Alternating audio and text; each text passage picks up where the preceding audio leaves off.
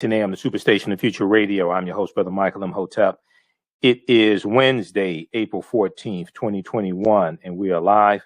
Hope everybody's doing well today. It's been a very, very busy day, and I had to teach my class shortly before coming on the air tonight. Ancient Kemet, the Moors, and the Maafa, understanding the transatlantic slave trade, what they didn't teach you in school. So we have a new section of that class starting up. It's going to be Saturday, April 24th, 12 noon to 2 p.m. Eastern Standard Time. So you'll find out more information about that. So today was day 13 in the Chauvin Trial in the murder of George Floyd. And today was supposed to be some very damaging testimony from the star witness for the defense, Dr. David Fowler. Now, the testimony was damaging, but it wasn't damaging for the prosecution. It was damaging for the defense. We saw Prosecutor Jerry Blackwell on cross-examination, totally dismantle Dr. David Fowler's largely idiotic argument. I heard him. I watched it today. I've watched all 13 days. I'm going to need therapy after this. But I watched all 13 days. And this is the first I've heard somebody suggest that George Floyd died from carbon monoxide poisoning coming from the exhaust from the car. But Dr. David Fowler stated he did not know whether the car was running or not because of the way George Floyd was positioned, and he was near the exhaust pipe of the car.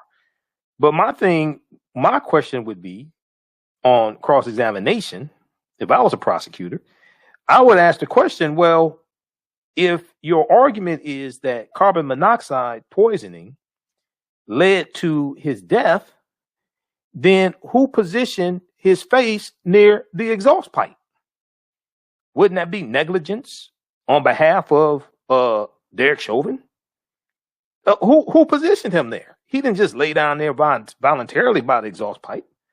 Who positioned him there?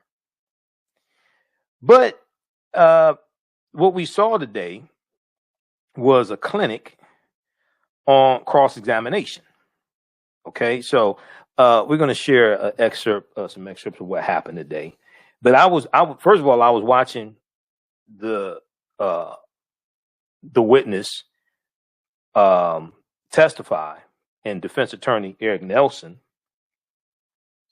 asking questions of him, etc. And then I'm listening to these idiotic arguments he's making. And then I knew he was going to get his behind torn up on cross-examination. That's exactly what happened. Defense witness, Dr. David Fowler, gets destroyed by Prosecutor Jerry Blackwell. Then we saw today that the former officer now, Kim Potter, who shot and killed Daunte Wright, we saw she was charged with second-degree manslaughter. Charges came very quickly. She was not only charged, she was arrested, and we have a mugshot of her as well. So her mugshot is making its way around social media, and her mugshot is probably trending right now. She probably never thought would be a trending topic, but she is. So we have a mugshot of her also here. Yep, got her mugshot as well. So we have an update on what's going on there. We know we have the fourth night of protests there in Brooklyn Center, Minneapolis, behind the killing of Daunte Wright. So we're going to talk about that, and also we'll deal with some history as well. April 12th was the anniversary of the founding of the Free African Society in Philadelphia in 1787. The Free African Society, co-founded by Richard Allen and Absalom Jones. We're going to talk some about the history of the Free African Society. It was a mutual aid and religious organization, the Free African Society. And contrary to popular belief, This is 1787. This was 1787. This is during the year of the Philadelphia Convention, the spring of 1787, when the Constitution was drafted and signed and voted on. Many of us had an identity with Africa. This is called the Free African Society. It's not called the Free Colored Society. It's not called the Free Negro Society. It's called the Free African Society. So we'll talk about that today as well. Now, on the African History Network show, we focus on educating, empowering, and inspiring people of African descent throughout the diaspora and around the world, because right knowledge corrects wrong behavior. What you do for yourself, what you do to yourself, and what you allow other people to do to you and get away with is based upon what you think about yourself. What you think about yourself is based upon what you have been taught about yourself. What you've been taught about yourself is based upon everything you've read, heard, and seen about yourself. So when you control the radius of a man or woman's thoughts, you can control the circumference of his or her actions, because the mind can't do or teach what it doesn't know. Now, we deal with a number of different topics here on the African History Network show. We deal with current events and history and politics, education, economic empowerment, entrepreneurship, relationships, love, sex, health issues, and much, much more. Sign up for our email newsletter. Text the word Kemet, K-E-M-E-T, to 22828. Sign up for our email newsletter. Also visit our website, AfricanHistoryNetwork.com, AfricanHistoryNetwork.com as well to sign up for our email newsletter also. Okay, I want to jump into this clip here. Let's go to clip one, Shakita, before the break. So in Derek Chauvin trial today, defense medical expert Dr. David Fowler testifies on George Floyd's death. Let's go to clip one for NBC Nightly News.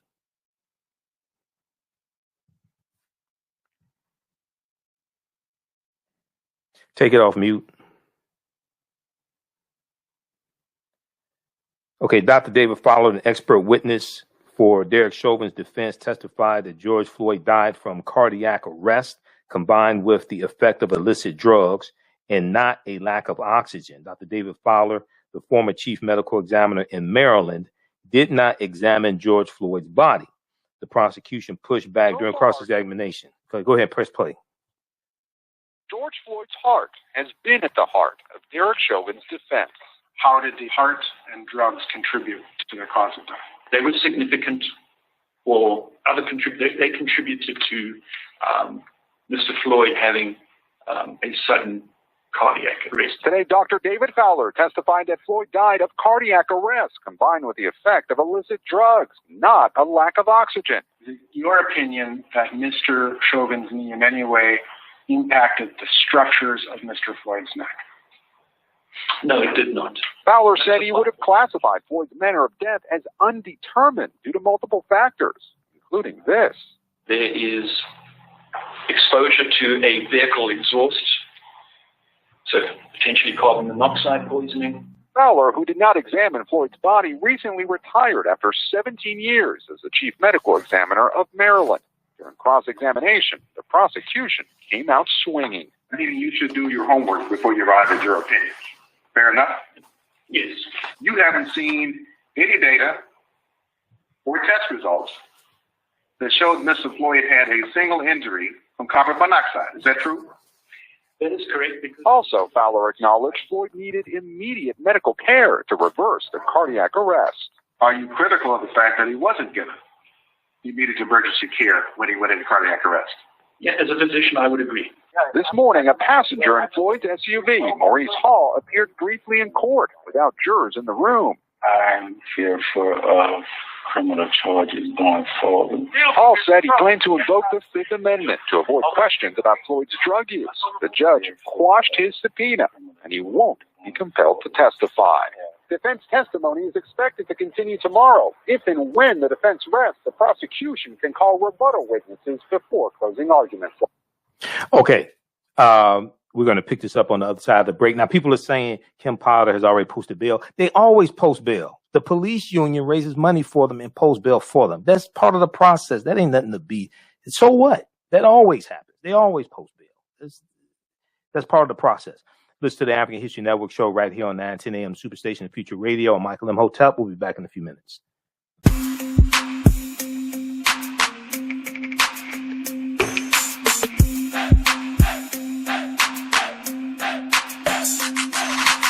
Are you getting ready for fall or winter? We have the solution for all seasonal clothing needs. Kemeticwear.com is the go-to online source for Kemetic African fashion and lifestyle products with a contemporary twist.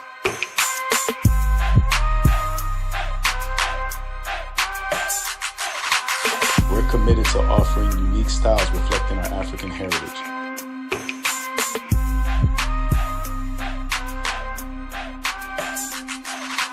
Kemeticwear.com is inspired by KemeticScribes.com to influence our people in learning and showing pride.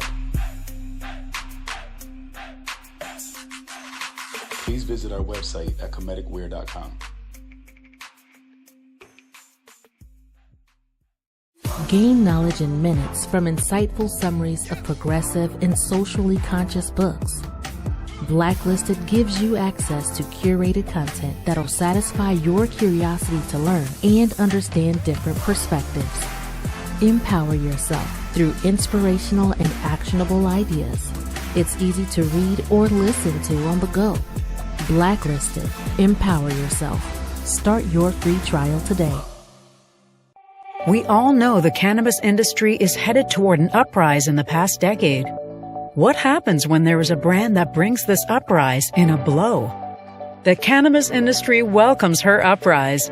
Hustle her hemp. Delivering excellence with pride is her watchword, and how you choose to embrace it makes it a priority. From cultivating rich cannabis into exquisite and tastefully finished CBD products to delivery, Hustle Her Hemp leaves no stone unturned. Hustle Her Hemp's mission is to empower women of color by building business and creating legacies, uniting beauty, health, and business. We are a pure definition of how we want the CBD industry to become in the future. While we are redefining innovation, we bring the same energy to improving the quality of life. Hustle Her Hemp is the new uprise.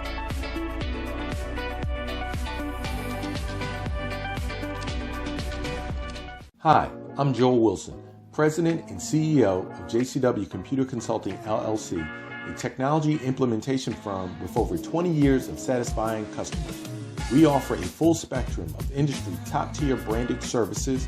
We are an authorized partner or reseller for Lenovo, Zoom, T-Mobile, Microsoft 365 and Surface tablets, Google Workspace, Acer, Asus, Samsung, PCmatic security software, and many more.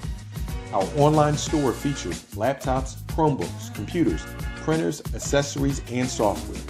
Businesses, take advantage of our free 1-hour Zoom tech consultation and know we offer top nationwide high-speed internet service providers, voice over IP, and cellular phone services. Home users, don't miss our current in-stock Chromebook inventory. Please visit us at jcwcc.com or call 215-879-6701. Okay. Welcome back to the African History Network show right here on 910 AM, the Superstation, the Future Radio. I'm your host, Brother Michael Imhotep. It is Wednesday, April 14th, 2021. We are live. Hope everybody's doing well.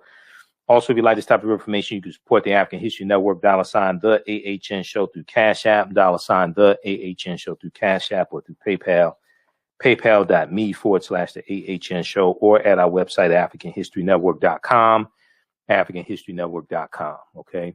If you support us through YouTube, YouTube takes a third of the donation, just so people know that. All right. Okay. So right before the break, I was talking about what took place day 13 in the Derek Chauvin trial in the murder of George Floyd. And we just heard some testimony here from Dr. David Fowler. Now, Dr. David Fowler was supposed to be the star witness, okay, for the defense. But it didn't go the way the defense thought it would go or hoped it would go. All right.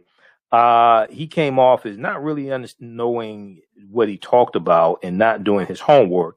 He fell apart on cross-examination from Prosecutor Jerry Blackwell, who did who's done a fantastic job the entire trial, basically. But today, oh my God, I was I was watching the cross-examination, and he basically gave a clinic, okay, on how to cross-examine a witness. All right, if we look at, I want to look at this here. Let's look at what took place today. Okay, so defense medical expert says George Floyd died from underlying heart issues. All right, so the defense is doing the best they can to try to get somebody to say what they want them to say. All right, it wasn't the knee on the neck for 9 minutes and 29 seconds that millions of people around the world saw, tens of millions of people. It was heart disease. Okay. It was all those French fries and pizza that he ate. It was the drugs, etc. Now, a forensic pathologist called by Derek Chauvin's defense team testified that George Floyd died from cardiac arrhythmia caused by underlying health conditions rather than from asphyxia under the force of Derek Chauvin's knee on his neck. Okay, and listening to him, he didn't even say the knee on the neck was a factor. That's what was so stunning about it. Okay. He didn't even say the knee on the neck was a factor. All right. It wasn't that. It was the underlying heart conditions, and it was the drugs and all this other stuff. So Dr. David Fowler, Maryland's former chief medical examiner, said George Floyd's health conditions, quote, contributed to Mr. Floyd having a sudden cardiac arrest, in my opinion, end quote. Dr. David Fowler also suggested that exhaust from the police car while George Floyd was pinned down and his head was close to the tailpipe may have worsened George Floyd's existing conditions. Well, the question I would ask is, who positioned his head near the tailpipe? Wouldn't that be the officers? Wouldn't that be Derek Chauvin, who was on his back for 9 minutes and 29 seconds? Who put his head near the tailpipe? If there was carbon monoxide, now we don't know whether the car was running or not, and upon cross-examination, Dr. David Fowler had to admit he didn't know whether the car was running or not, so you don't know whether the tailpipe is emitting carbon monoxide, okay? But let's say it was. Who put his head near the tailpipe, and who kept his head near the tailpipe? So wouldn't that be culpability from the defendant? Wouldn't that make the defendant responsible? Dr. David Fowler's testimony comes after Dr. Andrew Baker, the Hennepin County medical examiner who conducted the autopsy on George Floyd, told jurors on Friday, April 9th, that heart disease was a factor in Floyd's death. He said it was a factor. He said it was a contributing factor, but it wasn't the main factor. It was a contributing factor, but it wasn't the main factor. It wasn't the top of the list. The opinions of Dr. Fowler and Dr. Andrew Baker, however, conflict with a number of prosecution's witnesses who concluded that George Floyd died from low oxygen levels under police restraint. Last week, Dr. Lindsay Thomas, a forensic pathologist, testified that the primary cause of George Floyd's death was asphyxia or low oxygen due to the activities of the law enforcement officers. Dr. Martin Tobin, a physician in pulmonary and critical care medicine, similarly testified that George Floyd died from a, quote, low level of oxygen, end quote. Now, earlier in the day, Maurice Hall, the friend who was with George Floyd on the day of his fatal arrest, invoked his Fifth Amendment rights and refused to testify. Okay. I want to go to this next clip here. We're going to go to clip 2, Shakita, from the Readout with Joanne Reed. Prosecution dismantles defense witness theories about cause of George Floyd's death. Prosecution dismantles defense witness theories about cause of George Floyd's death. All right, let's go to clip 2. Minneapolis police officer Derek Chauvin continued presenting his case today, putting on the stand Dr. David Fowler, a former chief medical examiner for the state of Maryland. In stark contrast to the medical witnesses we heard from the prosecution, Dr. Fowler testified that the cause of George Floyd's death was pretty much everything except Derek Chauvin, from Floyd's heart condition to drugs, even carbon monoxide poisoning because Floyd's head was close to the exhaust pipe of the responding squad car. Yeah, you heard that correctly. An exhaust pipe is now on trial. So it shouldn't surprise you that Fowler's entire testimony, frankly, imploded once Prosecutor Jerry Blackwell picked apart his findings during cross-examination, starting with debunking the theory that Floyd died, in part, due to vehicle fumes. Do you know if, in fact, the car was on or not? You didn't see any information or data from anybody who says, I either turned the car on or I'm the one who turned it off. You didn't see either one, did you? Correct. Was the car even on? Fowler, who had ruled out asphyxia in Floyd's death because of a lack of bruising on his neck, then admitted to Blackwell that bruises are rarely even a thing with this type of death. Do you agree, Dr. Fowler, that the majority of cases where somebody dies of asphyxia are very subtle, and in fact, no traumatic manifestations are visible at all? That is correct, depending on the circumstances. Prosecutor Blackwell then nullified the studies Fowler had cited, showing that restraint in a prone position with or without body weight does not cause difficulty breathing. Is it true, Dr. Fowler, that none of the prone restraint studies that you referred to actually studied subjects who had someone's knee on their neck in the prone position? Is that true? That is true. None of the studies went for as long as 9 minutes and 29 seconds. Is that true? That is true. That, my friend, that is how you tear down a defense witness, by getting him to remarkably agree with the prosecution. Joining me now is Phil Patiba-Goff, co-founder and CEO of the Center for Policing Equity, and Miriam Moriarty, former chief public defender of Hennepin County, Minnesota. And Ms. Moriarty, I have to start with you first. That was a pretty clinic. It was pretty much a clinic the prosecutor put on in dismantling this witness. What did you make of that exchange today? It was a really effective cross-examination. When he started out talking about the exhaust fumes, I almost thought at the beginning, okay, well, that seems so implausible. I'm almost glad that he's taking that position. He also was rendering opinions, giving opinions on cardiology, pulmonology, toxicology, and Mr. Blackwell got him to admit he doesn't have expertise in any of those areas. And if you recall, the state has called a cardiologist, a pulmonologist, and a toxicologist. And Mr. Blackwell got Fowler to admit he would defer to the opinions of a pulmonologist a number of times. So it was a really effective cross-examination. It was amazing. And, I had my Howard class today, and I said to them, one of the things that you want to really do is always know who you're talking about, right? And so this gentleman, who, he embarrassed himself a bit today. He got a little bit embarrassed today. He's a former Maryland official. He was here in Maryland. He was somebody who had cleared police in a previous police killing. He cleared police in the death of a man called Anton Black. In 2018, Anton Black died after 3 Maryland police officers were on top of his body for nearly 6 minutes. They continued pressing down on him for many minutes after he was handcuffed. Fowler's autopsy, because he was the guy in charge of that, the autopsy report ruled the death an accident and said there were no signs that police did anything wrong. So he's basically mostly an expert in saying police did nothing wrong. Your thoughts on that choice of somebody to testify for the defense, Philip?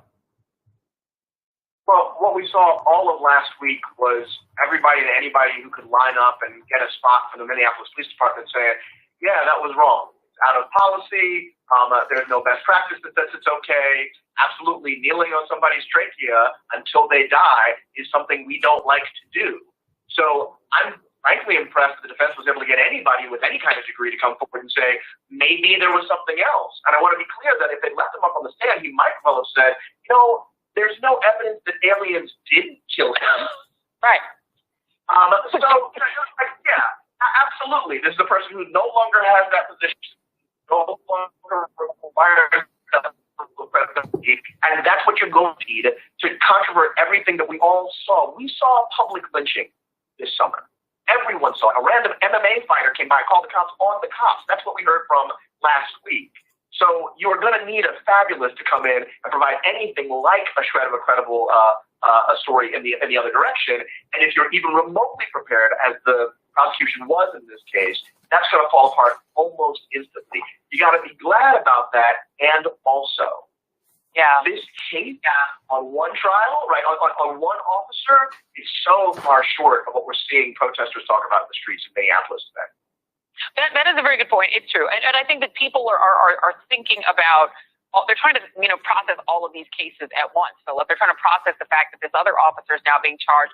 But you are seeing, listen, in Minnesota, at least now we've had 3 officers charged in deaths of civilians. The only one convicted, as was noted in the last block by Johnny Cobb, is the black guy who killed the white lady. But it does feel like there is more momentum toward prosecutors at least trying, right? Philip, and is that what it's going to take? We've seen Marilyn Mosley try. We've seen other prosecutors at least say, we need to at least attempt a prosecution. Is that, in your view, progress? I mean, I don't. I'm less embarrassed by the prosecution in this case. It's been incredibly thorough. That's great. But it's not just the prosecution coming forward and doing their job effectively and professionally. It's also the profession saying, please don't pin this on us. Right? Part of what's happening is, if there is a not guilty, God help us all.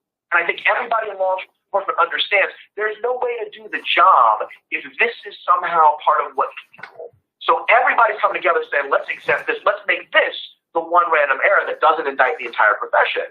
And so, you're seeing some momentum in that way, but I don't think that generalizes. I don't think that's going to happen in the Daunte Wright case, and I don't think that makes us all safer or makes black people feel like, oh, now it's good with us at the cops.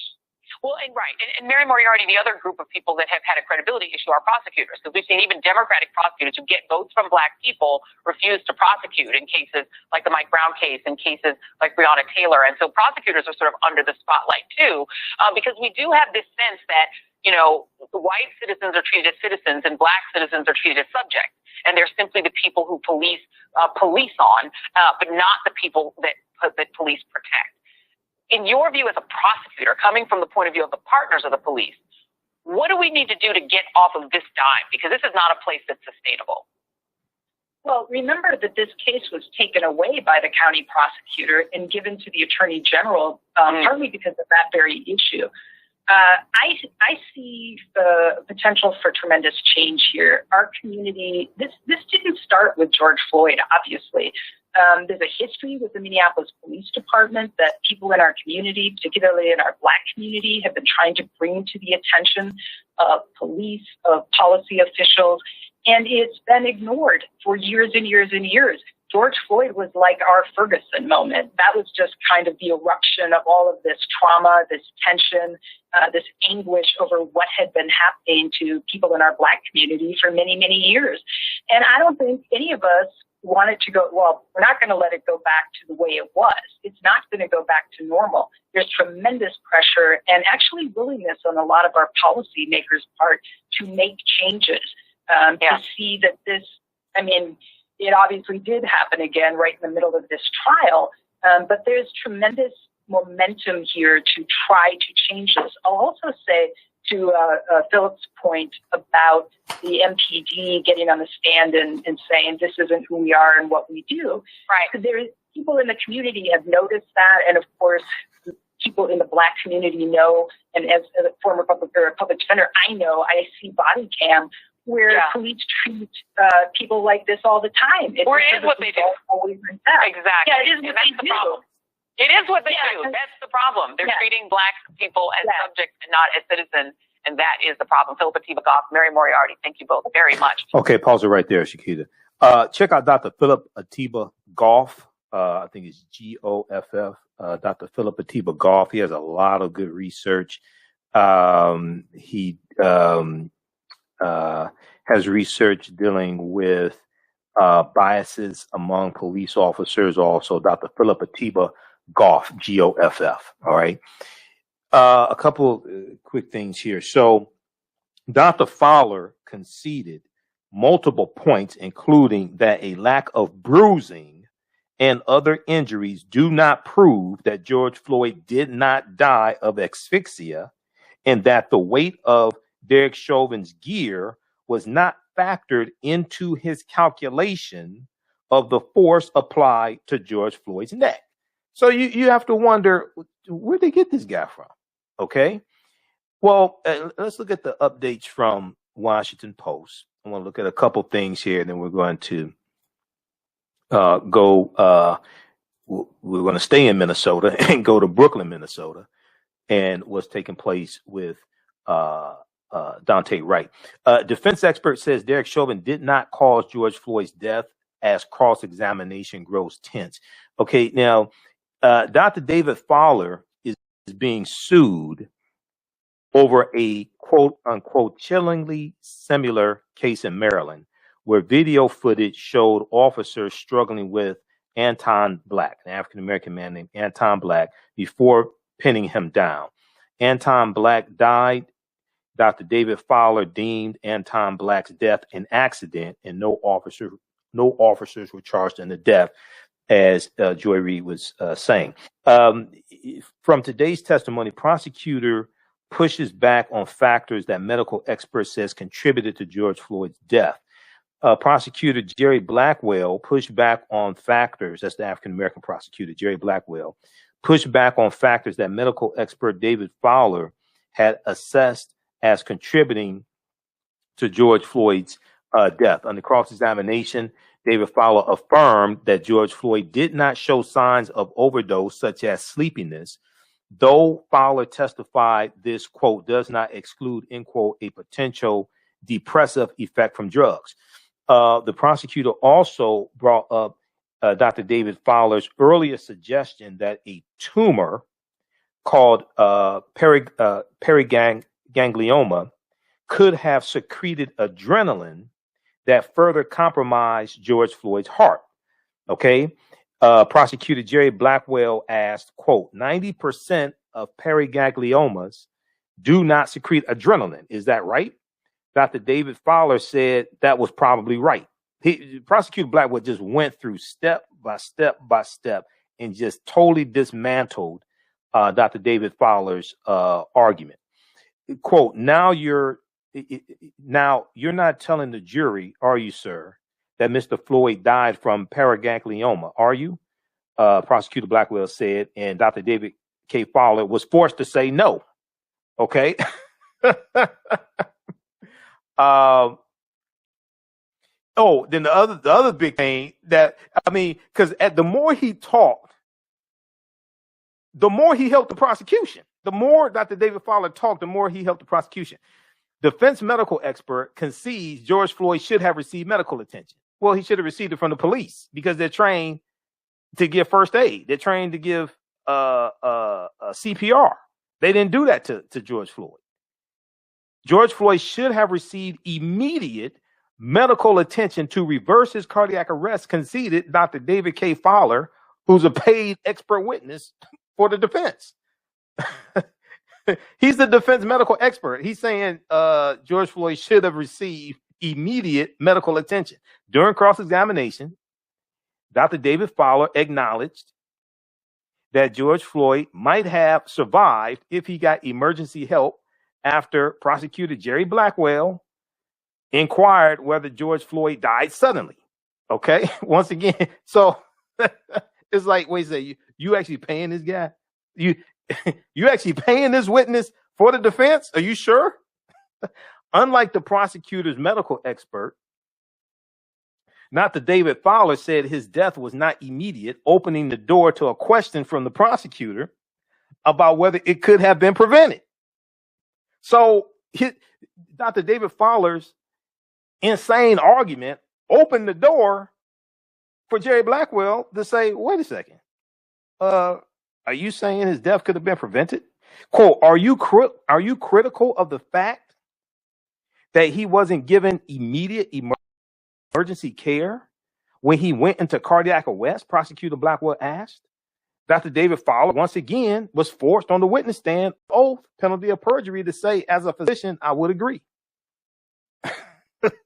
The admission follows testimony from the prosecution's witnesses that Derek Chauvin did not respond to George Floyd's call that he could not breathe by halting his restraint and offering medical help. Okay, so read through this. It's like I printed out. It's about 18 pages worth of recap of what happened today. I don't have time to do all of it, but I want to switch over quickly here to the New York Times. I want to switch over quickly here to the New York Times, and I want to look at key moments in day 13. They talk about the case of Anton Black. Let's scroll down. David Fowler, chief medical examiner of Maryland, said he believed George Floyd died from cardiac arrhythmia. Let me see here. Where is that? Okay. 2019.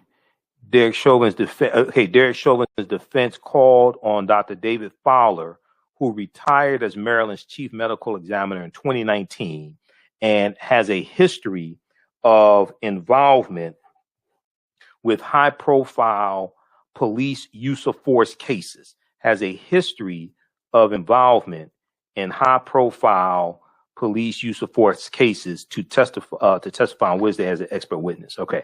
Now, at the request of Eric Nelson, defense attorney for Chauvin, Dr. Fowler said he reviewed medical, police, and ambulance records, as well as toxicology reports and video footage, among other information in the George Floyd case. Let's see here. Skip over that. He said it was medical. Okay. I want to go to this here in December. Okay.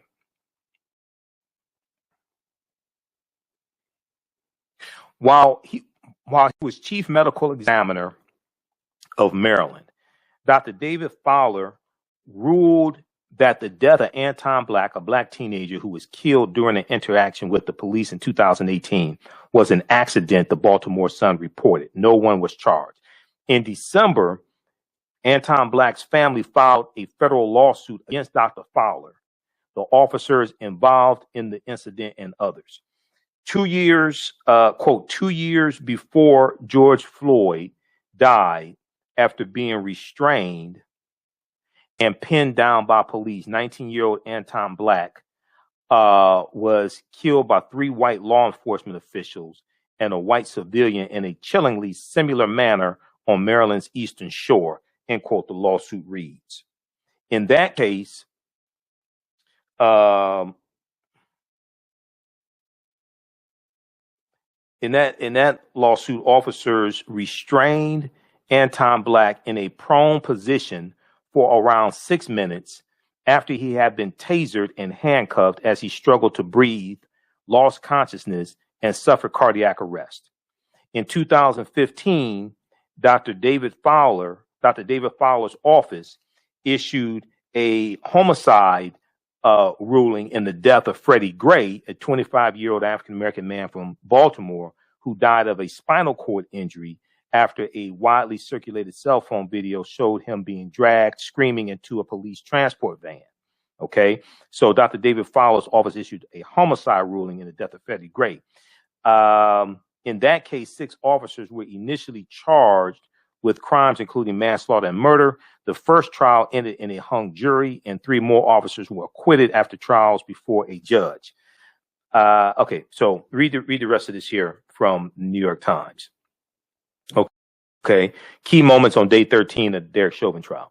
All right, now I want to switch over to Daunte Wright. Okay, we're going to go to clip 3, Shakita.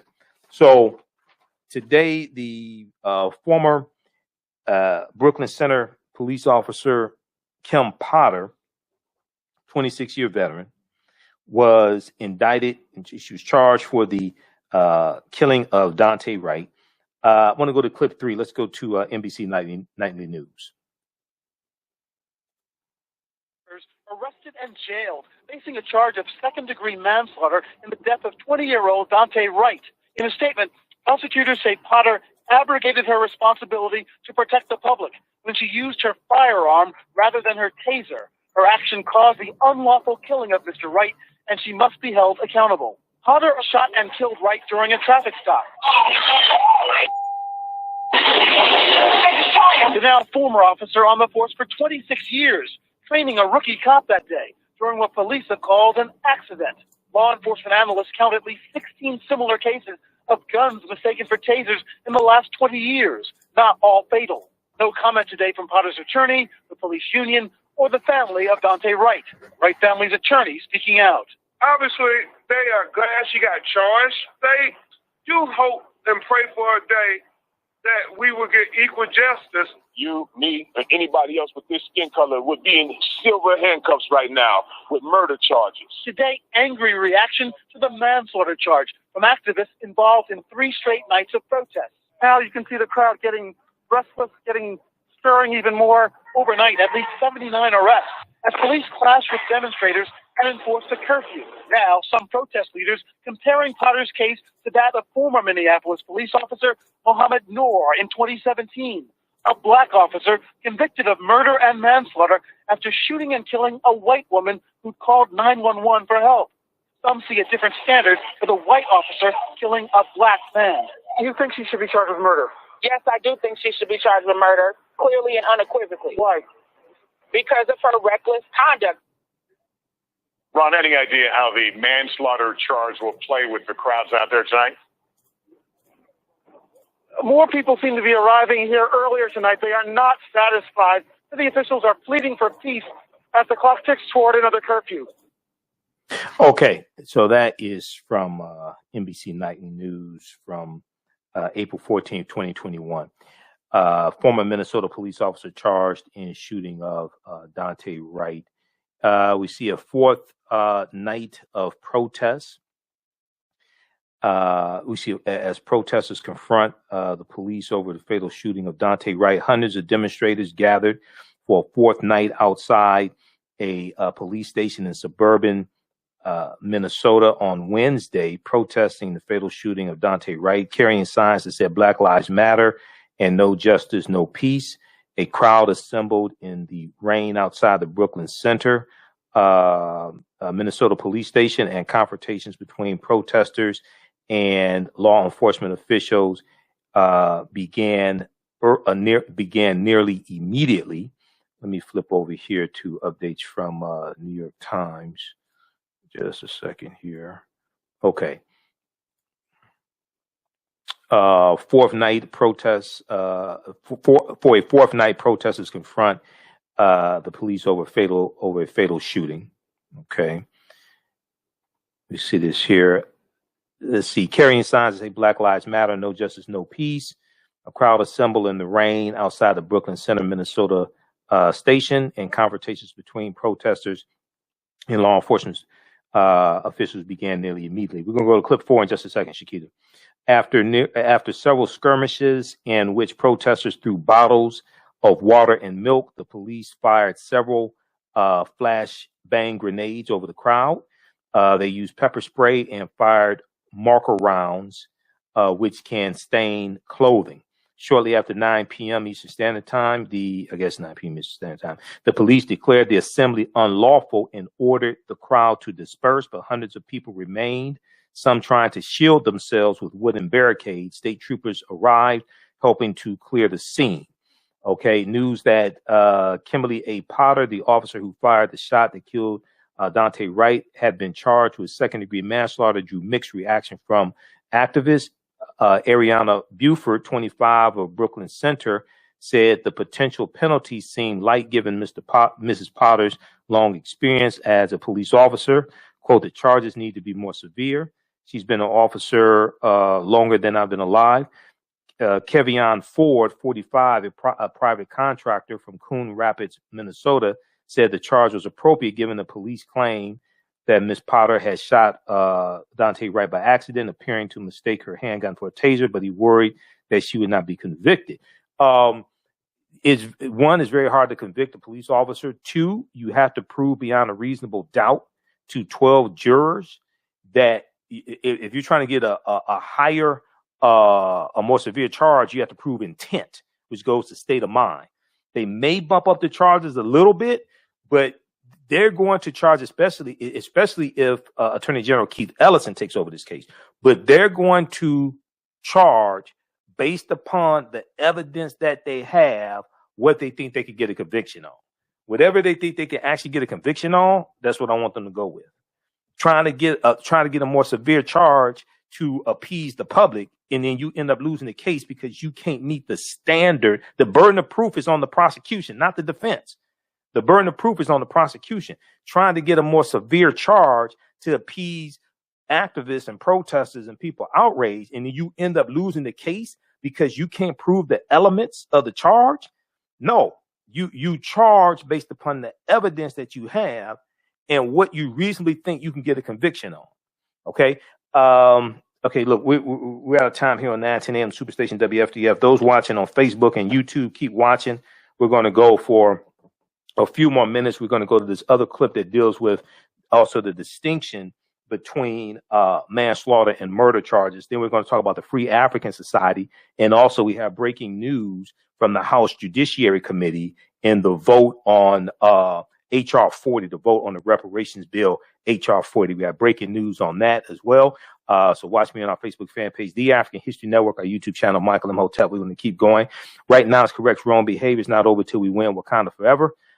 Stay tuned for Democracy Now! We'll talk to you tomorrow night. Peace. Okay. All right. Stand by. Stand by. We all know the cannabis industry is headed toward an uprise in the past decade. What happens when there is a brand that brings this uprise in a blow? The cannabis industry welcomes her uprise. Hustle her hemp. Delivering excellence with pride is her watchword, and how you choose to embrace it makes it a priority. From cultivating rich cannabis into exquisite and tastefully finished CBD products to delivery, Hustle Her Hemp leaves no stone unturned. Hustle Her Hemp's mission is to empower women of color by building business and creating legacies, uniting beauty, health, and business. We are a pure definition of how we want the CBD industry to become in the future. While we are redefining innovation, we bring the same energy to improving the quality of life. Hustle Her Hemp is the new uprise.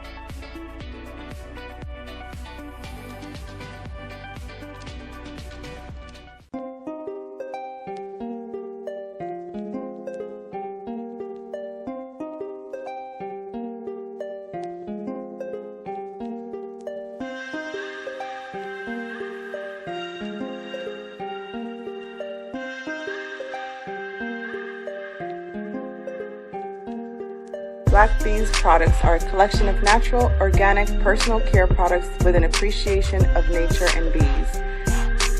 Our philosophy is without bees, we have nothing. We are honoring our Nile Valley ancestors who understood the importance of bees. Black Bees created a high-quality, natural, organic personal care line that would be affordable to everyone. We hope you try and enjoy our Black Bees products line and come back and visit us at blackbeesproducts.com. With blackbusinesstee.com, the messages are clear and meaningful.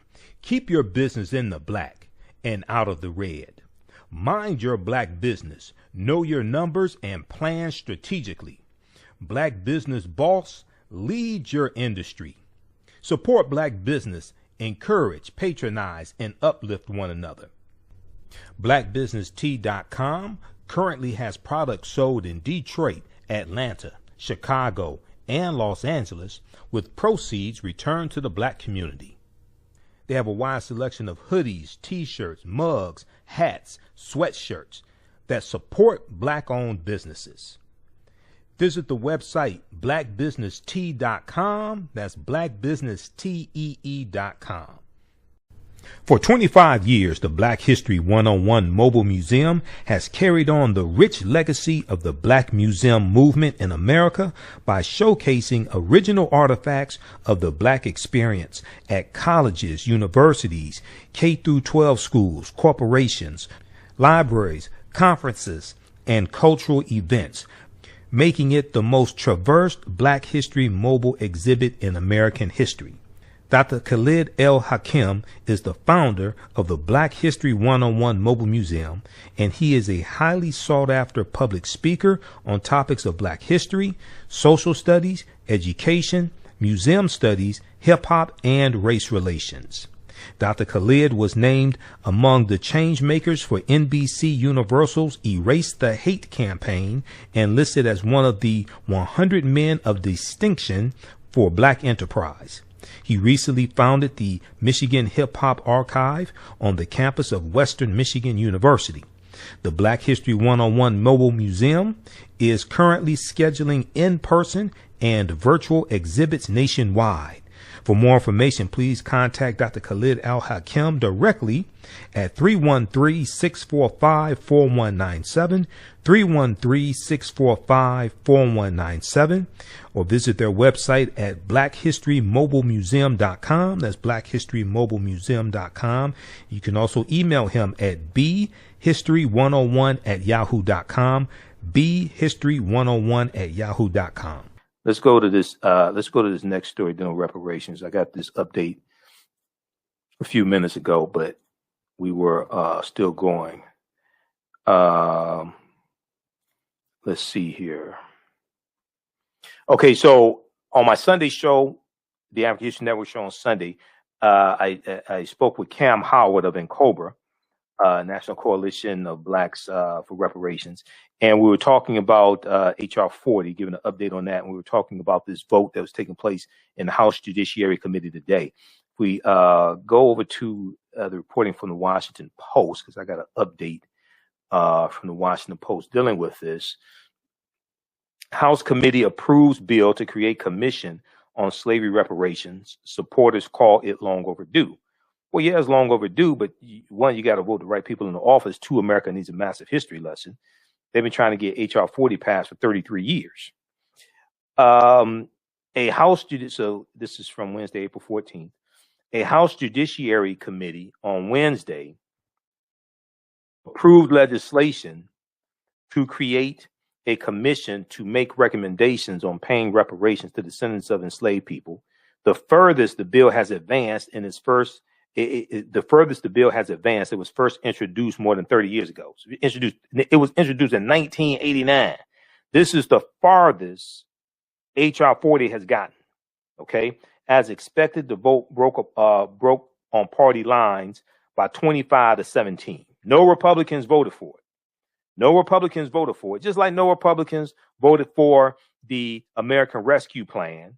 Okay, in the House of Representatives or the U.S. Senate. Not a single traitorous Republican voted for the American Rescue Plan in the House of Representatives or the U.S. Senate. Okay, so you think they're going to vote for reparations? They wouldn't even vote to help white people that voted to put them in office. You think they're going to vote for reparations? Now, this vote has to go to the full House floor. It takes 218 votes to get any bill passed in the House of Representatives. They're not at 218 yet. They're at about 173, 174, what Cam Howard told me. They expect to maybe get up to 190, hopefully, but you need 218. Hopefully they get to 218, but then it has to go to the Senate, and you need 60 votes in the Senate, and they don't have 60. Okay, I don't even think they have 50, to tell you the truth. There's 50 Democrats, including the two independents, Senator Angus King from Maine and Senator Bernie Sanders from Vermont. I don't think Joe Manchin's going to vote for this, of West Virginia. I don't think Joe Manchin's going to vote for this. I don't think Kristen Sinema of Arizona is going to vote for this. They're Democrats. You're not going to have any Republicans to vote for this in the Senate. Okay, which means you got to vote more people into the Senate who support HR40 and vote Republicans out of the Senate. Okay, because not a single Republican is going to support this. The Black Tea Party Republican, Tim Scott of South Carolina, he already said he's not voting for reparations. If the Black Republican is not going to vote for reparations, how many white Republicans you think are going to vote for it? Tim Scott has already said he ain't voting for reparations. If the Black Republican is not going to vote for reparations, how many white ones you think are going to vote for it? Now, advocates of reparations pushed it to the forefront last year as racial justice protests were held across the country following more police killings of African Americans, including George Floyd in Minneapolis. And it became an issue during the Democratic presidential primary contest. Okay.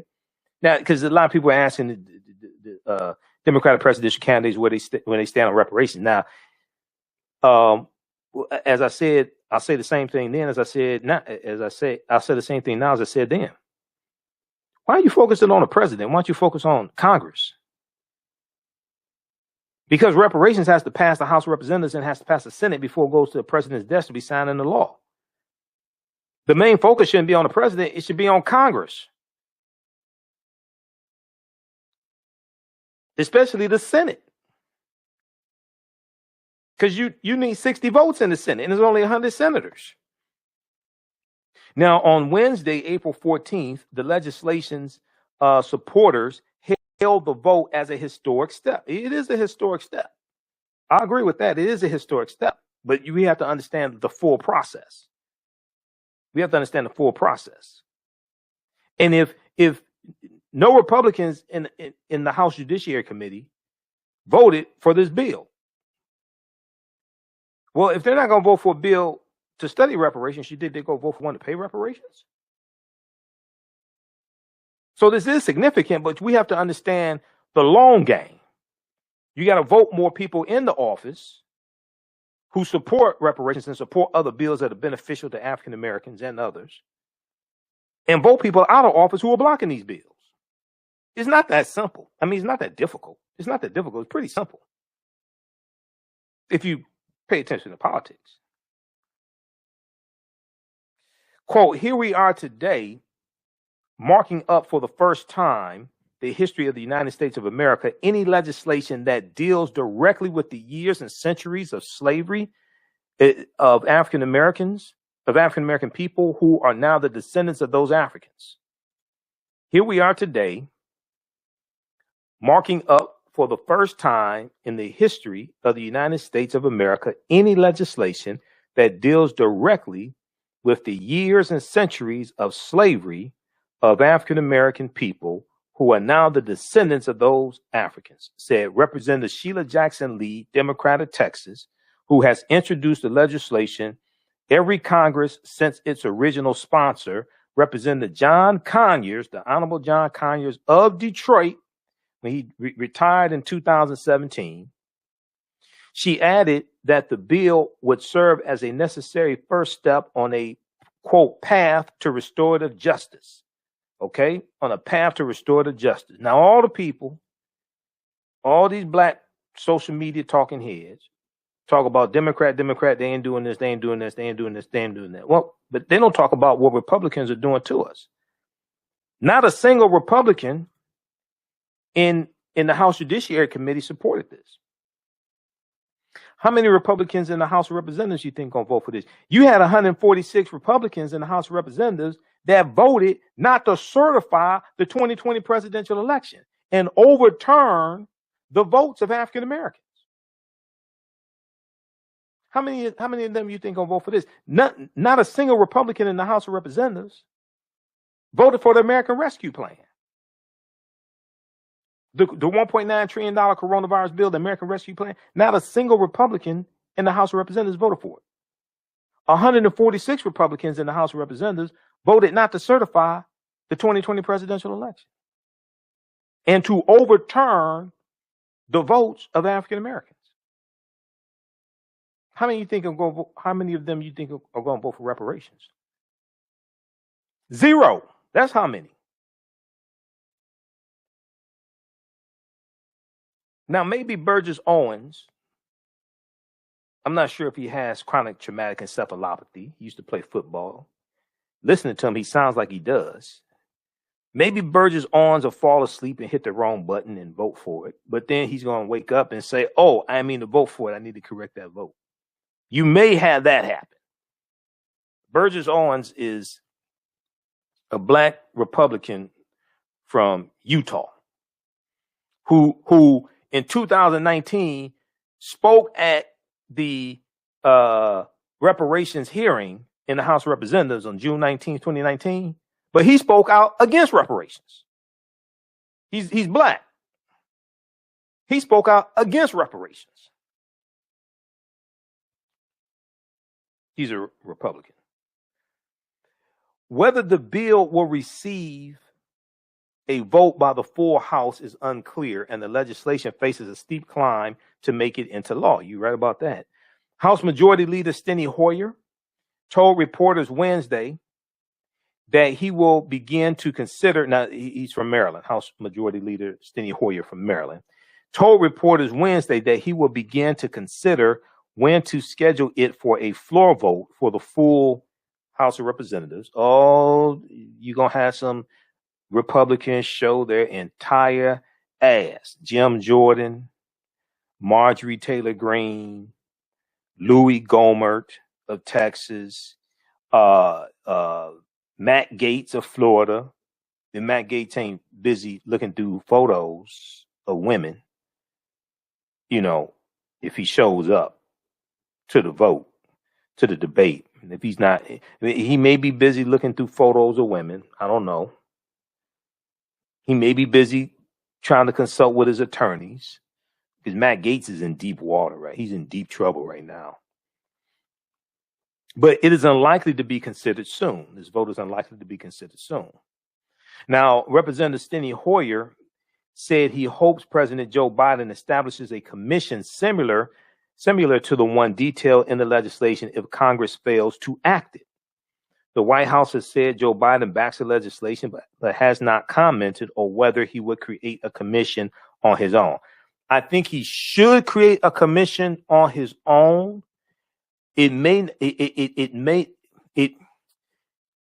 we have to back up and look at something here. Donald Trump created this 1776 project, okay? Y'all remember that, the 1776 project. And Joe Biden correctly dismantled the 1776 project. Now, the 1776 project, what this did was this he created this commission. They created this report that presented a revisionist view of history. Okay. Because Americans are very ignorant of history, and I don't mean that in a belittling manner. I'm talking about understanding history and what's taught in the schools and what's not taught in the schools. Because Americans are very ignorant of history. And also we know that you have this attack that's taking place right now on what can be taught in the schools regarding racism and things like this. For instance, if we look at this article from Politico.com, and this is from a couple months ago, this is from January 24th, 2021. State Republicans push new voting restrictions after Trump's loss. State Republicans push. Oh, okay, that's not the one I want. That's not the one I want. I want the one dealing with racism in. Hold on. I want the one dealing with racism being taught. I mean, Republicans cracking down on what can be taught in the schools. Where is that one? There's one from let me go into my bookmarks. There's one from newsone.com, for instance. And this deals with let's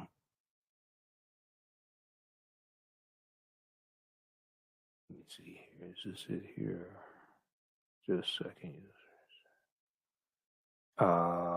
Where is that? Well, you have Republican state legislatures cracking down on what can be taught in schools dealing with slavery and racism. Okay, and you have an attack on the 1619 Project also, and we saw that with the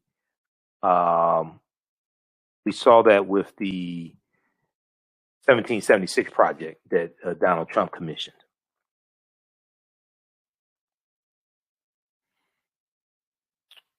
Okay, I'm not sure where that one is.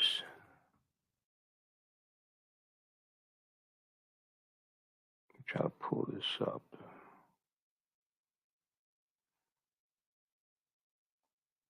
All right, but anyway, you can Google that topic here. I think I took down those articles that I had up.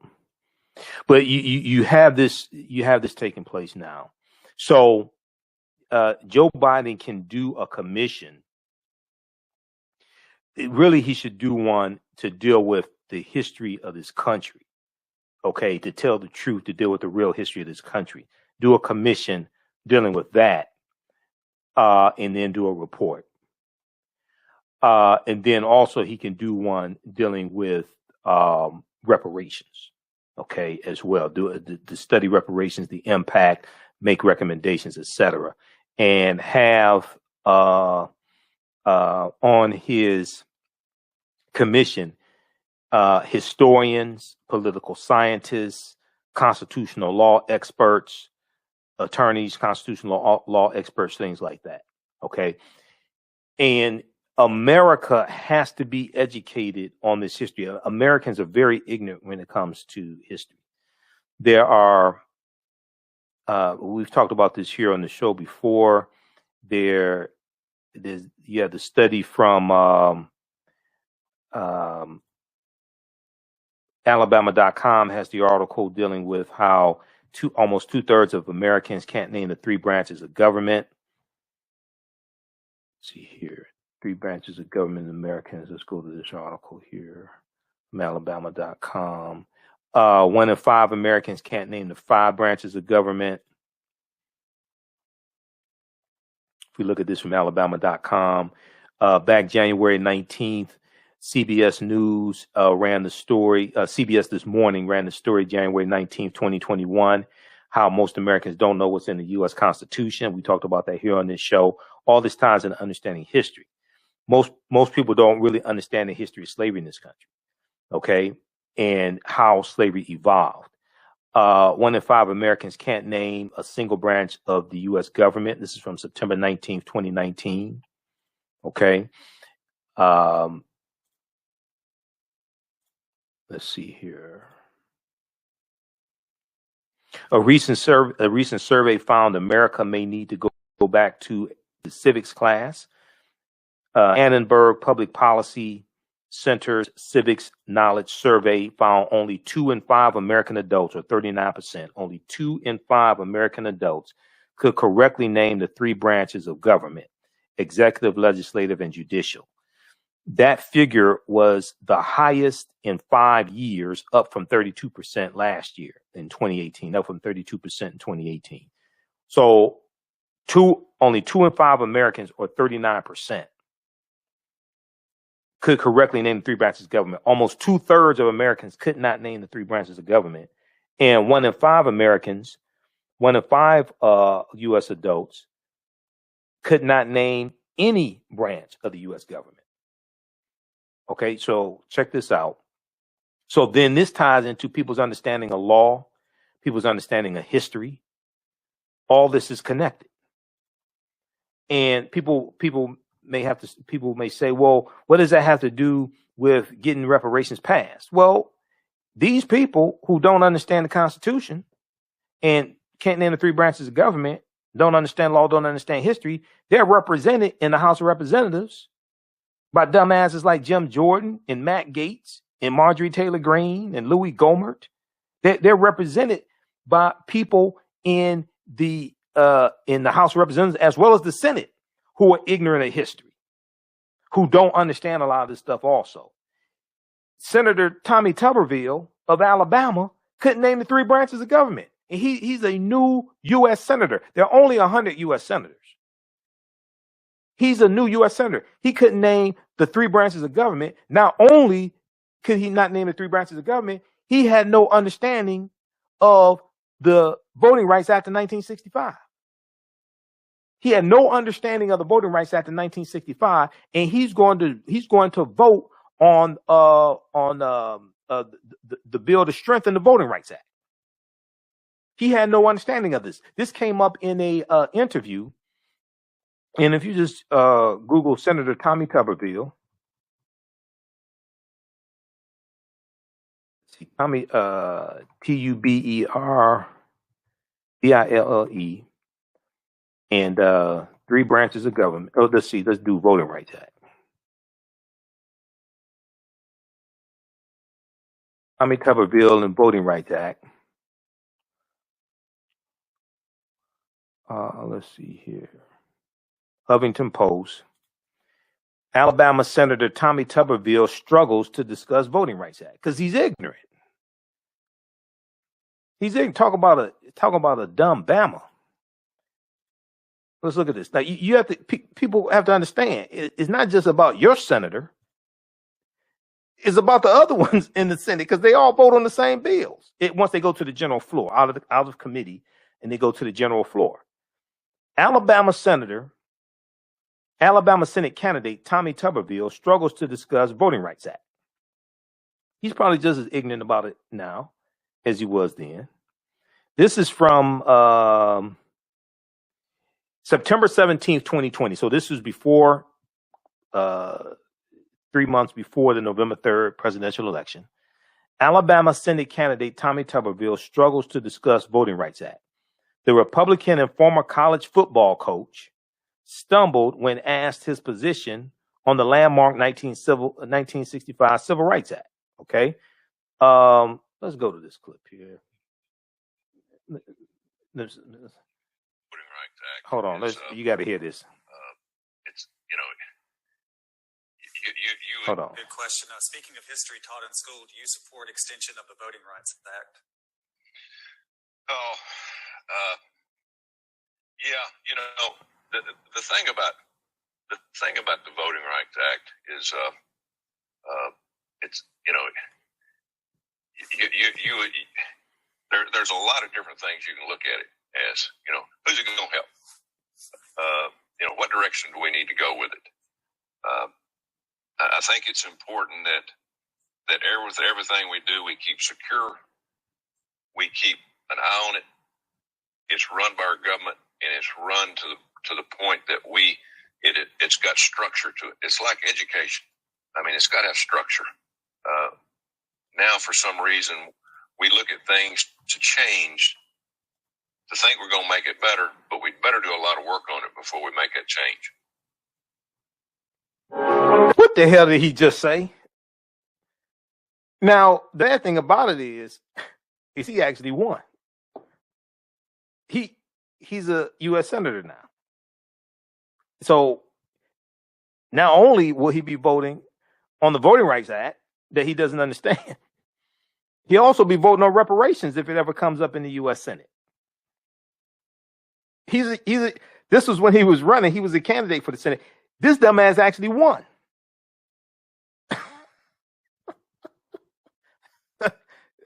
I say he actually won. Okay. So check this out here. Alabama Senate candidate Tommy Tuberville struggles to discuss Voting Rights Act. Okay. So I'm trying to explain to people the process because people they're going to be refreshing their screen, going into their bank account, looking in the mail for a reparations check. And I'm like, I don't think you really understand this process. Okay. All right. Let's go back to the article from the Washington Post. Okay. And the breaking story here that HR40 has been voted out of committee for the first time in history ever. And it's going to go to a general floor vote. Don't know when, but it will. House committee approves to create commission on slavery reparations. House committee approves to commit committee on slavery reparations. Let me go back to this here. All right. Now, also, if you like this type of information, you can support the African History Network, $, the AHN Show through Cash App, $, the AHN Show through Cash App, also through PayPal, paypal.me PayPal.me/TheAHNShow, PayPal.me/TheAHNShow, or at our website, AfricanHistoryNetwork.com. Okay. If you do it through Cash App, be sure to type in $TheAHNShow, SHOW. It'll come up. It'll say Michael, and it'll show my picture there also. All right. Okay, let's continue. Let's flip back over to Washington Post, and we're going to get to this last story here, and I have to get out of here.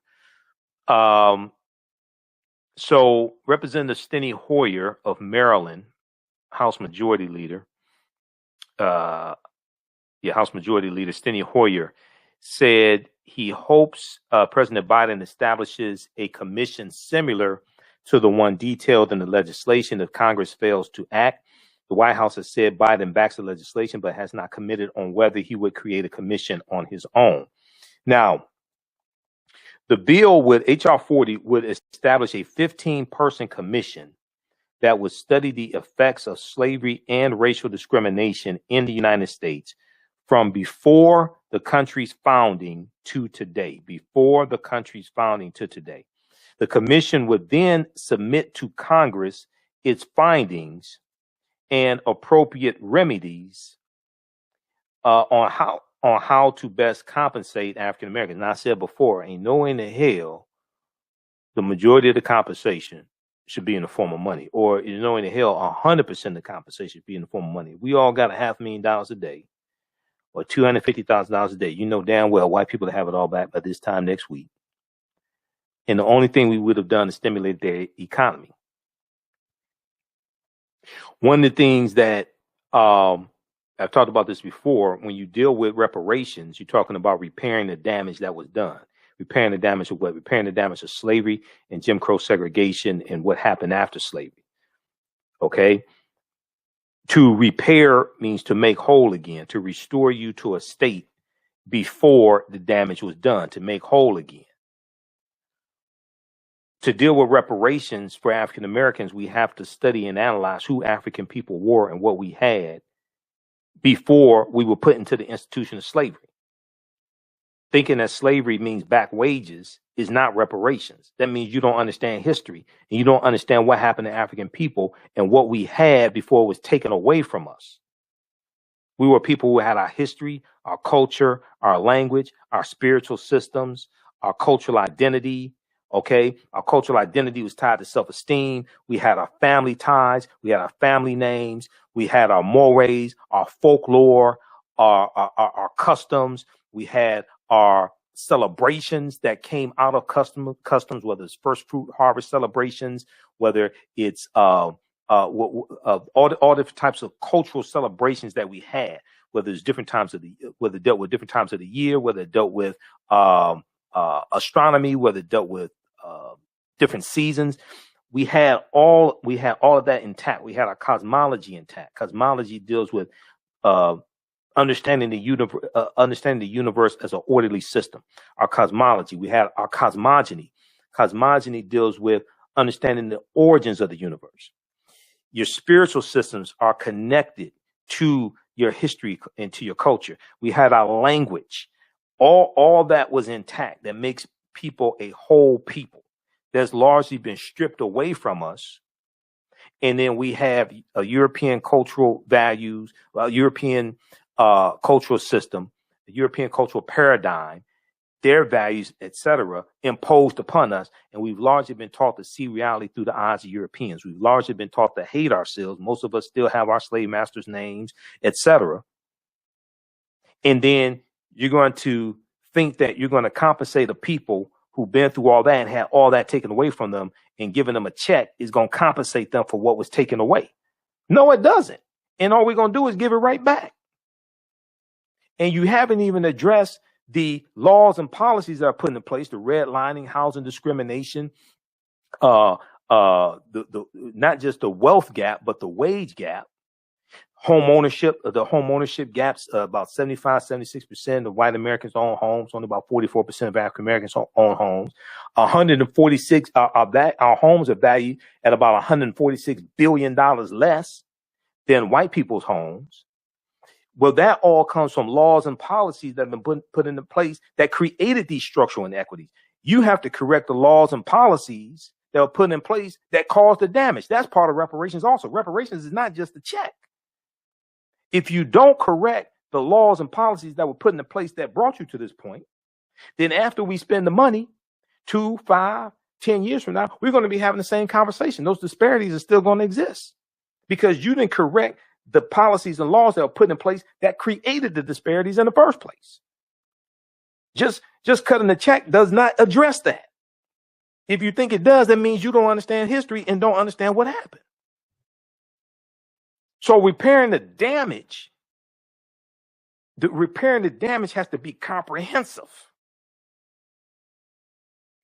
But first you have to understand and assess the damage that was done to understand how to repair it. This is why you have to understand history and law.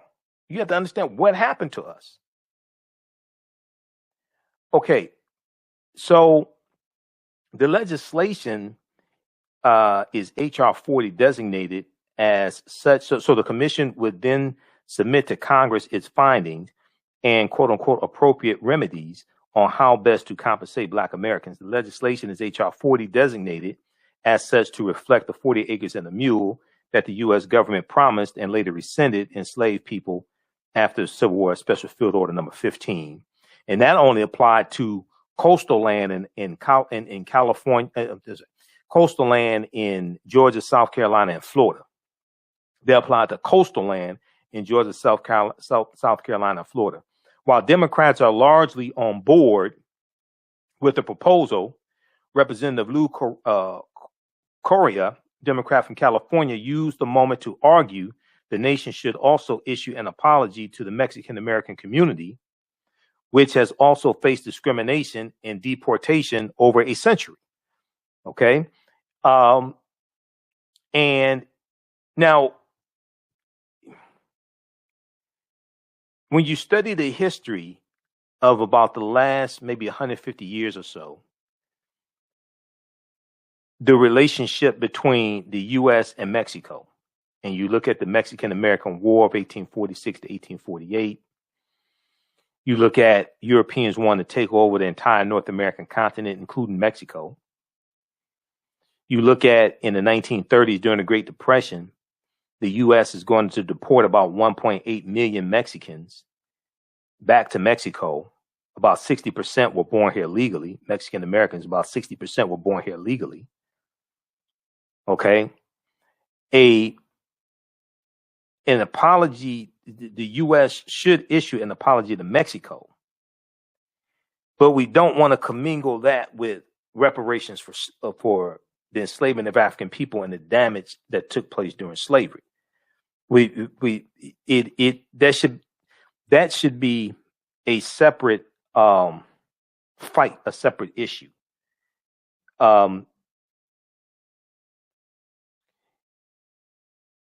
It does involve African history because you had about 5,000 to 10,000 enslaved Africans who run into Texas. Who run from Texas into Mexico, because there was a Southern Underground Railroad going from like Texas into Mexico also when Mexico won its independence. And we know the second president of Mexico was a former African slave named Vicente Guerrero. So the U.S. should issue an apology to Mexico, and we know that the Mexican-American War, that's over land. The U.S. wanted land from Mexico, and the Mexican-American War ends with the Treaty of Guadalupe Hidalgo, and in that treaty, the U.S. gets Colorado, the land that makes up what today we call Colorado, Arizona, New Mexico, California, Utah, and Nevada. Those 6 states the U.S. gets from Mexico in the Treaty of Guadalupe Hidalgo, and it's that treaty that ends the Mexican-American War. So, yes, the U.S. should issue an apology to Mexico. But that's a separate issue. Yeah, they should. But that's a separate issue.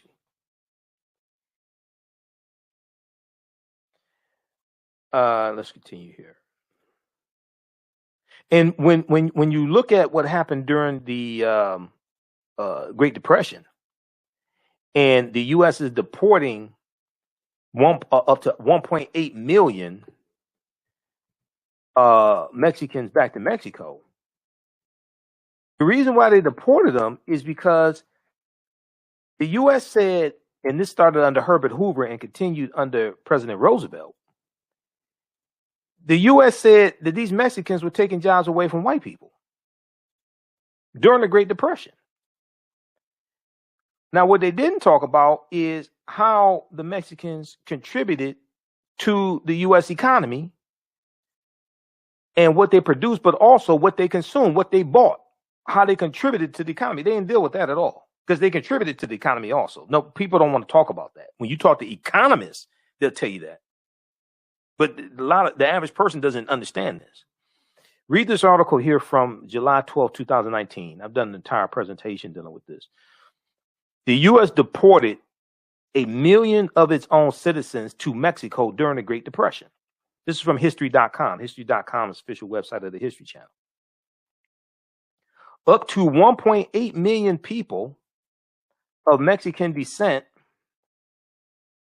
most of them American-born, were rounded up in informal raids and deported in an effort to reserve jobs for white people. This happened here in the USA, the land of the free and the home of the brave. This is during the Great Depression. So I agree that the U.S. should issue an apology to Mexico. I agree with that. They should issue an apology to the Congo. They should issue an apology to Haiti. You know, they should issue an apology to South Africa. You know, I agree with all that. But those are separate issues, though. Okay, so check out this article here from History.com.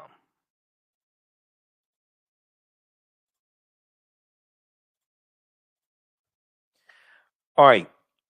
So Representative Lou Correa of Democrat from California used the moment to argue the nation should also issue an apology to the Mexican American community, which has also faced discrimination and deportation over a century. Republicans on the House Judiciary Committee voted against the measure, surprise, surprise, arguing that reparations would force citizens who have no history of enslavers in their family or who have family members that fought to abolish slavery to have their tax dollars used to pay for the misdeeds of others. But wait a second. I remember back during the 2009 stimulus bill under President Obama. I remember under the stimulus bill, almost $200 million was paid in reparations to Filipino Americans. You all remember that?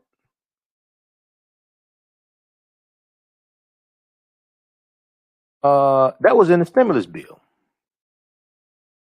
Let's go look at this here. Let's look at this here from CNN.com. Because some people have amnesia.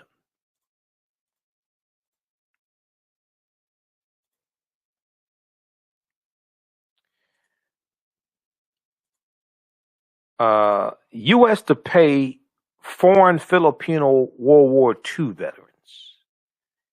U.S. to pay forgotten Filipino World War II veterans. This is from February 23rd, 2009. I have thousands and thousands of articles archived. More than 60 years after reneging on a promise to the hundreds of thousands of Filipinos who fought for the United States during World War II. The U.S. government will soon be sending out checks to the few who are still alive. For a poor man like me, $15,000 is a lot of money, said 91-year-old Celestino Almeida. Well, now this is taxpayer dollars. Now, this is taxpayer dollars from taxpayers, and many of them weren't alive when the original deal was made. But this is taxpayer dollars going to pay for this. Still, he said, quote, after what we have suffered, what we have contributed for the sake of democracy, it's peanuts. It's a drop in the bucket.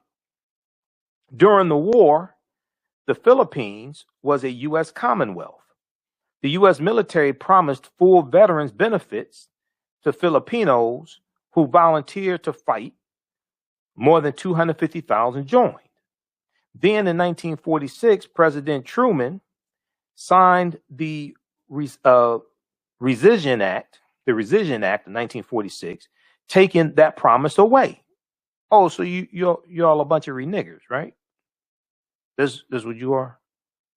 You reneged on the deal. You a bunch of renegers. Today, only about 15,000 of those troops are still alive, according to the American Coalition for Filipino Veterans. A promise tucked inside the stimulus bill that President Obama signed calls for releasing $198 million that was appropriated last year for those veterans. Now, it's appropriated by Congress because Congress appropriates money. The ability to tax and spend based upon Article 1, Section 9, Clause 7 of the U.S. Constitution is the power of the purse, and that's controlled by Congress, the House of Representatives and the U.S. Senate. That's the U.S. Constitution. That's basic constitutional law. Those who have become U.S. citizens get $15,000 each. Non-U.S. citizens get $9,000 each. Quote, I'm very thankful, said Patrick Ganayo, 88, the coalition's president. Quote, we Filipinos are grateful people, end quote. Well, that was taxpayer dollars going to pay for this. It's $198 million. That's taxpayer dollars. A lot of people whose taxes went to pay for this, they weren't alive when the deal was made. They weren't alive during World War II. So, well, you didn't hear a whole lot of people denouncing this and saying, oh, well, my ancestors weren't alive when this happened and I wasn't alive when this happened. Why my taxpayer dollars going to this? If we look very quickly also, and we talked about this before, how the U.S. economy has lost $16 trillion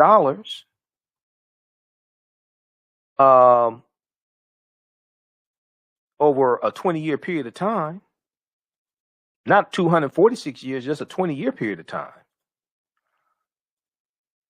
The U.S. economy has lost $16 trillion from the year 2000 to the year 2020 because of racism and discrimination.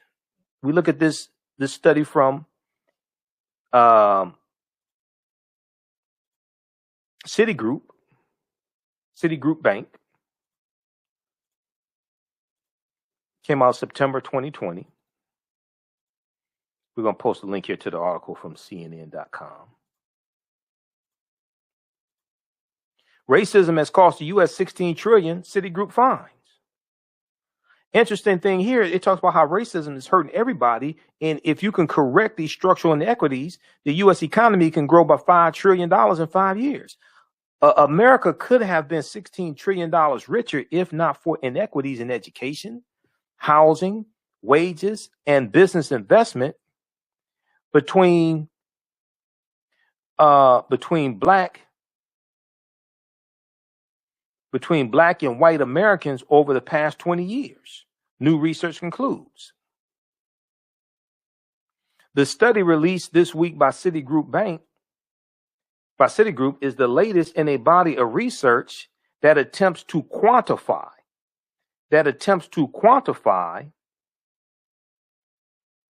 the economic impact of systemic racism. Citigroup arrived at its $16 trillion figure after estimating that African American workers have lost $113 billion in potential wages over the past 2 decades because they could not get a college degree. That deals with discrimination, that deals with lack of finances, that deals with the racial wealth gap, all that. These are all legacies of slavery. The housing market lost $218 billion in sales because African American applicants could not get home loans. That deals with redlining, discrimination when it comes to home loans. That deals with the racial wealth gap also. And people who have college degrees are more likely to have higher incomes in general. African Americans have college degrees in general, more likely to have higher incomes. Then this also deals with the racial wage gap as well. And it ties into things like African American women making between 62 cents to 67 cents on the dollar that the average white male makes. The average African American woman has to work 20 months to make the same amount of money that the average white male makes in 12 months. About $13 trillion in business revenue never flowed into the economy because African American entrepreneurs could not access bank loans. What's more, the U.S. could have $5 trillion in gross domestic product over the next 5 years if those gaps and others were closed today, the study indicated. If those gaps were closed today, the study indicated. The U.S. could have $5 trillion in gross domestic product over the next 5 years. So read the rest of this here. Okay. 44% of black households own homes in 2019 compared to 74% of white households. All right. So you're dealing with the home ownership gap as well. These are all legacies of slavery and what happened after slavery. So it was beneficial for everybody, for America to correct these structural inequities. Now, if we go back to the article from Washington Post, Republicans on the House Judiciary Committee voted against the measure, arguing that reparations would force citizens who have no history of enslavers in their family or who had family members that fought to abolish slavery to have their tax dollars used to pay for the misdeeds of others. But people are benefiting from a country that was largely built on slavery. And the policies put in place after slavery ended that maldistributed wealth, power, and resources to the hands of Europeans. Racism is a system of advantage and privilege distributed based upon race. So dumbass Jim Jordan of Ohio, I knew he was going to say something. He said, quote, spending $20 million in taxpayer money to reach a conclusion you already know what it's going to be. Look, everyone knows how evil slavery was, wrong as wrong can be, but this is not something we should be passing. Jim Jordan needs to be voted out of office. And then dumbass Burgess Owens, Republican from Utah, one of the 2 black Republicans in the House of Representatives, characterized the legislation as portraying black communities as helpless while ignoring their successes. He's an idiot. Former football player. I wouldn't be surprised if he has brain damage from playing football. I wouldn't be surprised if he has chronic traumatic encephalopathy. He says slavery was and still is an evil. Reparations is divisive. It speaks to the fact that we are a hapless, hopeless race that never did anything but wait for white people to show up and help us, and it's a falsehood. Well, did the same thing apply to Native American nations that got reparations? Did the same thing apply to them? It's repairing the damage that was done. Representative Sheila Jackson Lee, now, what you have to understand is just as the average people are ignorant of history, they're represented in Congress by dumbass people like this, Burgess Owens and Jim Jordan. And there's more of them. And these are people who will be voting against reparations. They exist in the Senate also. You got to understand, it was stupid ass people that voted them into office.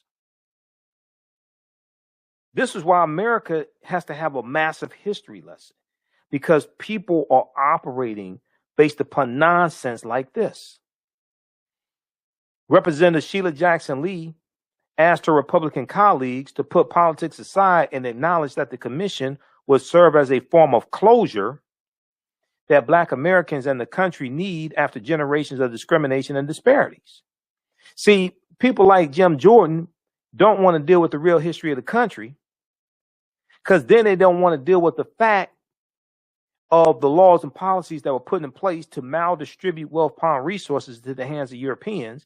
And they don't want to deal with the fact that it wasn't because they were smart. It wasn't because of hard work that many white people became successful. It was because of that. It was because of the laws and the policies that were put in place that gave them help, that gave them a boost. Because if the common denominator to being successful in this country was hard work, then African Americans would be the most successful people in the history of this country. Who worked harder than the slave for 246 years? Who worked harder than domestics? Who worked harder than the butlers? Who worked harder than sharecroppers? If hard work was the common denominator and the key to success in this country, then African Americans would be the most successful people in the history of this country. That reminds me of the study that came out in April 4th, 2018. April 4th, 2018. A lot of these people in this study voted for people like Jim Jordan and Burgess Owens. 40% of whites think Black people just need to try harder. Poll finds 40% of white people surveyed think that African Americans would be equally as successful as white people if they just tried harder. That means they have no understanding of history. Then they go vote for ignorant people like Jim Jordan and Burgess Owens to represent them in Congress, to vote on bills. And these people representing them are just as ignorant as they are.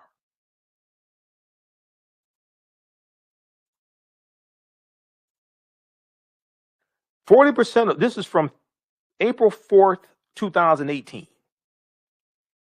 Newsweek.com. What's significant about April 4th, 2018? Well, that was the 50th anniversary of the assassination of Dr. Martin Luther King Jr. Assassinated April 4th, 1968. 40% of white Americans think Black people would be just as well off as white people if they worked harder, according to a new poll from YouGov on Wednesday.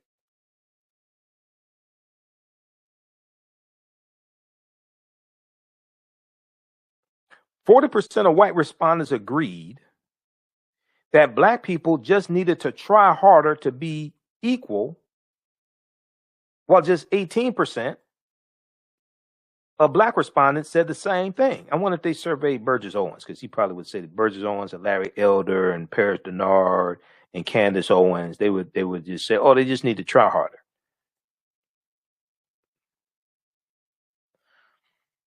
So read this article here. All right, now,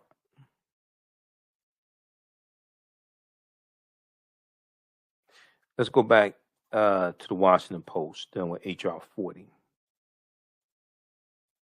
Free African Society, we'll have to get to Thursday night. Jackson Lee asked her Republican colleagues to put aside politics and acknowledge that the commission would serve as a form of closure that Black Americans in the country need after generations of discrimination and disparities. Quote, this is the basis of this commission to be able to look globally at the issue of slavery as the original sin and the brutality of it, and to then take the journey as it looks at the stark disparities in the African American community.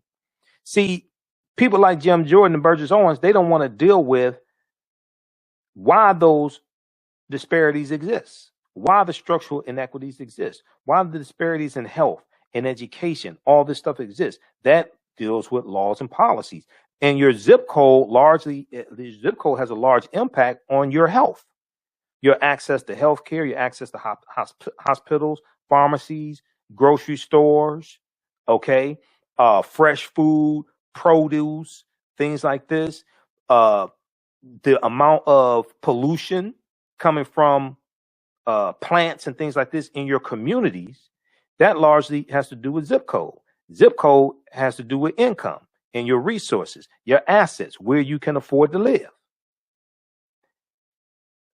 The quality of water in your city, in your zip code, okay? That has to do with where you can afford to live. Where you can afford to live largely deals with your education level, your income level, the career you have, the type of job you have. All this is connected.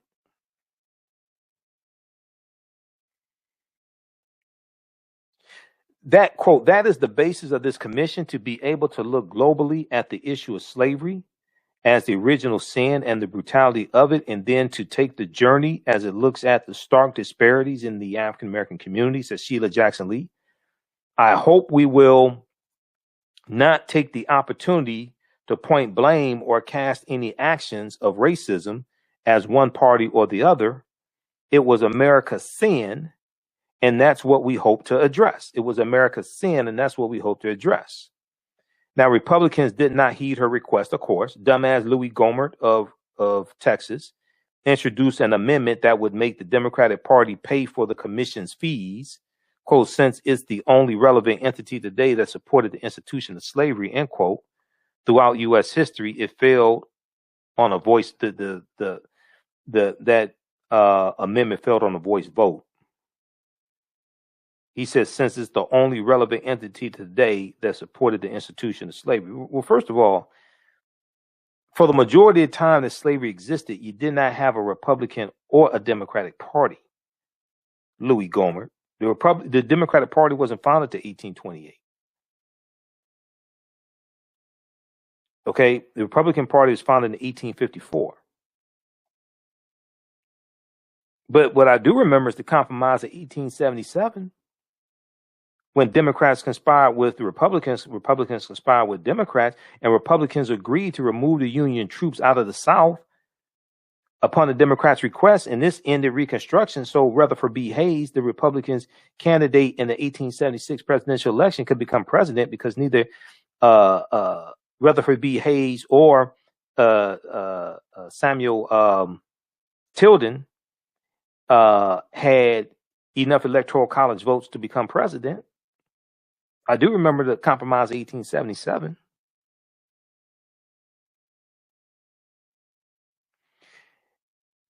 Now, in response to Louis Gohmert of Texas and other Republicans who made similar arguments that the Democratic Party bears responsibility for slavery, majority of the time slavery existed, there was no Democratic Party.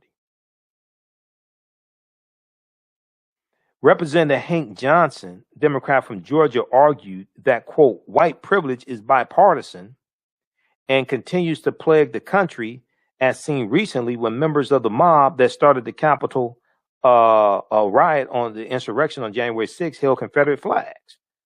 You're dealing with white supremacy and racism, not a political party. Racism existed before the Constitution was signed. You're dealing with white supremacy and racism, not a political party. I do remember the Lily White movement in 1928, when Republicans were working to push African Americans out of the Republican Party, and that's why we went over to the Democratic Party. And Republicans in 1928 wanted to get Herbert Hoover elected as president and defeat a moderate Northern Democrat named Al Smith. So Republicans appealed to Southern segregationist Democrats in 5 former Confederate states to get them to vote for Herbert Hoover, and Herbert Hoover won the 1928 presidential election. And Republicans were ignoring the rise of the Ku Klux Klan in the 1920s. They were ignoring the issues and concerns of African Americans. So we started leaving the Republican Party, going over to the Democratic Party. I remember the Lily White movement in 1928. I noticed that Louis Gohmert and Jim Jordan in a lot of these other Republicans, Burgess Owens, they don't want to talk about the compromise of 1877, which ended Reconstruction, and they don't want to talk about the Lily White movement in 1928, which is why African Americans started leaving the Republican Party, because we were being pushed out.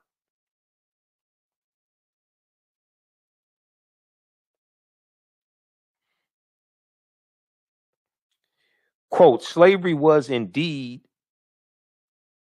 ended 150 years ago, but racism never took a day off and is still alive well in America. Representative Hank Johnson said before referencing Black Americans who have recently been killed by police. Quote, you can ask family members of Daunte Wright, Breonna Taylor, Ahmaud Arbery, or George Floyd. Black folks in this country cannot keep living and dying like this, but will be forced to do so if white folks in America continue to refuse to look back at history. Now, several Democrats on the committee took issue with comments from Republicans, particularly Representative Tim McClintock of a Republican of California, who said the bill was, quote, evil in its intent, end quote, and would cause division in the country. What the hell you think we have right now, dumbass? You have division because people are ignorant of history. Now, Representative Sheila Jackson Lee of Texas said when someone in this room calls this evil and that this brings about evil, I cannot accept that. I'm offended. Representative Cori Bush, Democrat of Missouri, said that hearing Republicans dismiss a reparations study poured salt in the wounds of families like hers that have stories in their histories of separation, slavery, rape, and lynching. Not to mention land that was stolen. And see, African-American farmers losing 92% of their land over the last 100 years, a lot of that having to do with being discriminated against getting government loans from the U.S. Department of Agriculture. That's a legacy of slavery. Racism is a system of advantage and privilege distributed based upon race that comes out of the ideology of European white supremacy. Quote, Representative Cori Bush of Missouri said, to the Republicans who are against this legislation, how dare you? How dare you nearly all white panel? How dare your nearly all white panel put so much energy and abuse your power? How dare your nearly all white panel put so much energy and abuse your power to deny justice for the descendants of one of the most egregious atrocities in the history of the world. You have no idea what that's like. You don't know what that's like. But the least that you can do is support research. Well, see, they're too dumb to read. This is why they don't support research, because they're too dumb to read the research. So read this article here. This is from Washington Post, April 14th, 2021. House committee approves bill to create commission on slavery reparations. Supporters call it long overdue.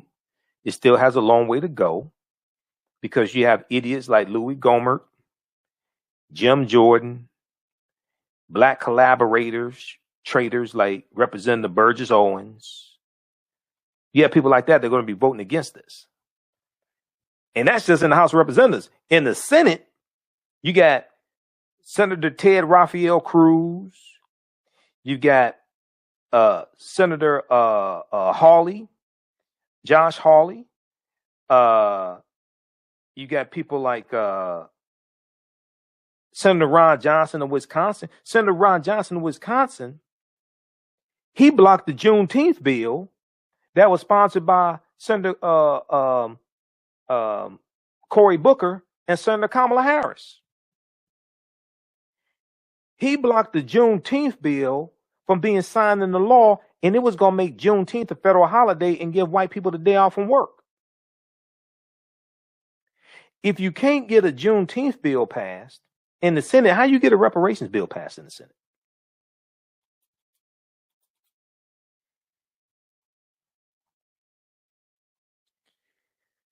So we'll talk some more about this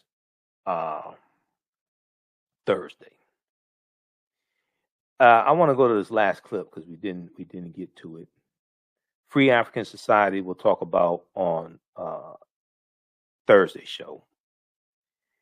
I want to go to this last clip here. This is dealing with Daunte Wright. And we got sidetracked and didn't get to this clip. This is from MSNBC, Katie Tur's show. And it talks about the quick charges against ex-officer Kimberly Potter. But also it deals with a wide manslaughter charges instead of murder charges as well. Gives a good breakdown of that also. Okay. We'll go to this clip here in just a second. I want to let you all know that we're going to have a new section of the online course that I teach, Ancient Kemet, the Moors, and the Maafa, Understanding the Transatlantic Slave Trade, what they didn't teach you in school. This new class is going to start up Saturday, April 24th, 12 noon to 2 p.m. Saturday, April 24th, 12 noon to 2 p.m. Eastern Standard Time. It's going to be a 9-week, 18-hour online course that deals with thousands of years of history and deals with what led up to the transatlantic slave trade taking place. So when you go to our website, AfricanHistoryNetwork.com, scroll down, you see the information about the radio show. We're on 6 days a week, Monday through Friday, 11 p.m. to 12 midnight Eastern Standard Time, Sundays, 9 p.m. to 11 p.m. Eastern Standard Time. This is my show from March 15th, the day after the Grammys. We dealt with Cardi B and Megan Thee Stallion and them performing WAP at the Grammys, and we dealt with negative corporate control hip hop also. So check that out. And this deals with of course, so it was 8 weeks, and I had to add an additional week. We're wrapping it up here on Tuesday nights, but we have a new class starting up. So we're going to start up on Saturdays. Saturdays tend to work better for some people also. It works better for me because that's the only day I'm not on the radio. And it's a struggle doing a class on Tuesday nights from 8 p.m. to 10 p.m. and then turning around and doing my radio show at 11 p.m. So Saturdays will work better. And then if I need to go past 2 hours on Saturdays, I have time to do that also. So we have okay. So you click here. We have a flyer here for the online course also. Click here to register. Here it takes you to the next page. Click here to enroll. It's regularly $130 on sale, $80. And we deal with thousands of years of history and what led up to the transatlantic slave trade taking place also. I do the class live. You can watch from around the world. All the sessions are recorded. If you miss anything, you can go back and watch it over and over again. Watch as much as you want to. I do a PowerPoint presentation. We have book references, articles, video clips. It's a ton of information. And we deal with thousands of years of history and what led up to the transatlantic slave trade taking place. We deal with the ancient African presence here in the Americas going back at least 51,700 years ago, including in this country. We deal with the Khoisan. African people were here in this land tens of thousands of years before Native Americans even came into existence. So I'm going to post the link here. This is the link here for our Tuesday class. You can register for that, and I will automatically enroll you in the new Saturday class.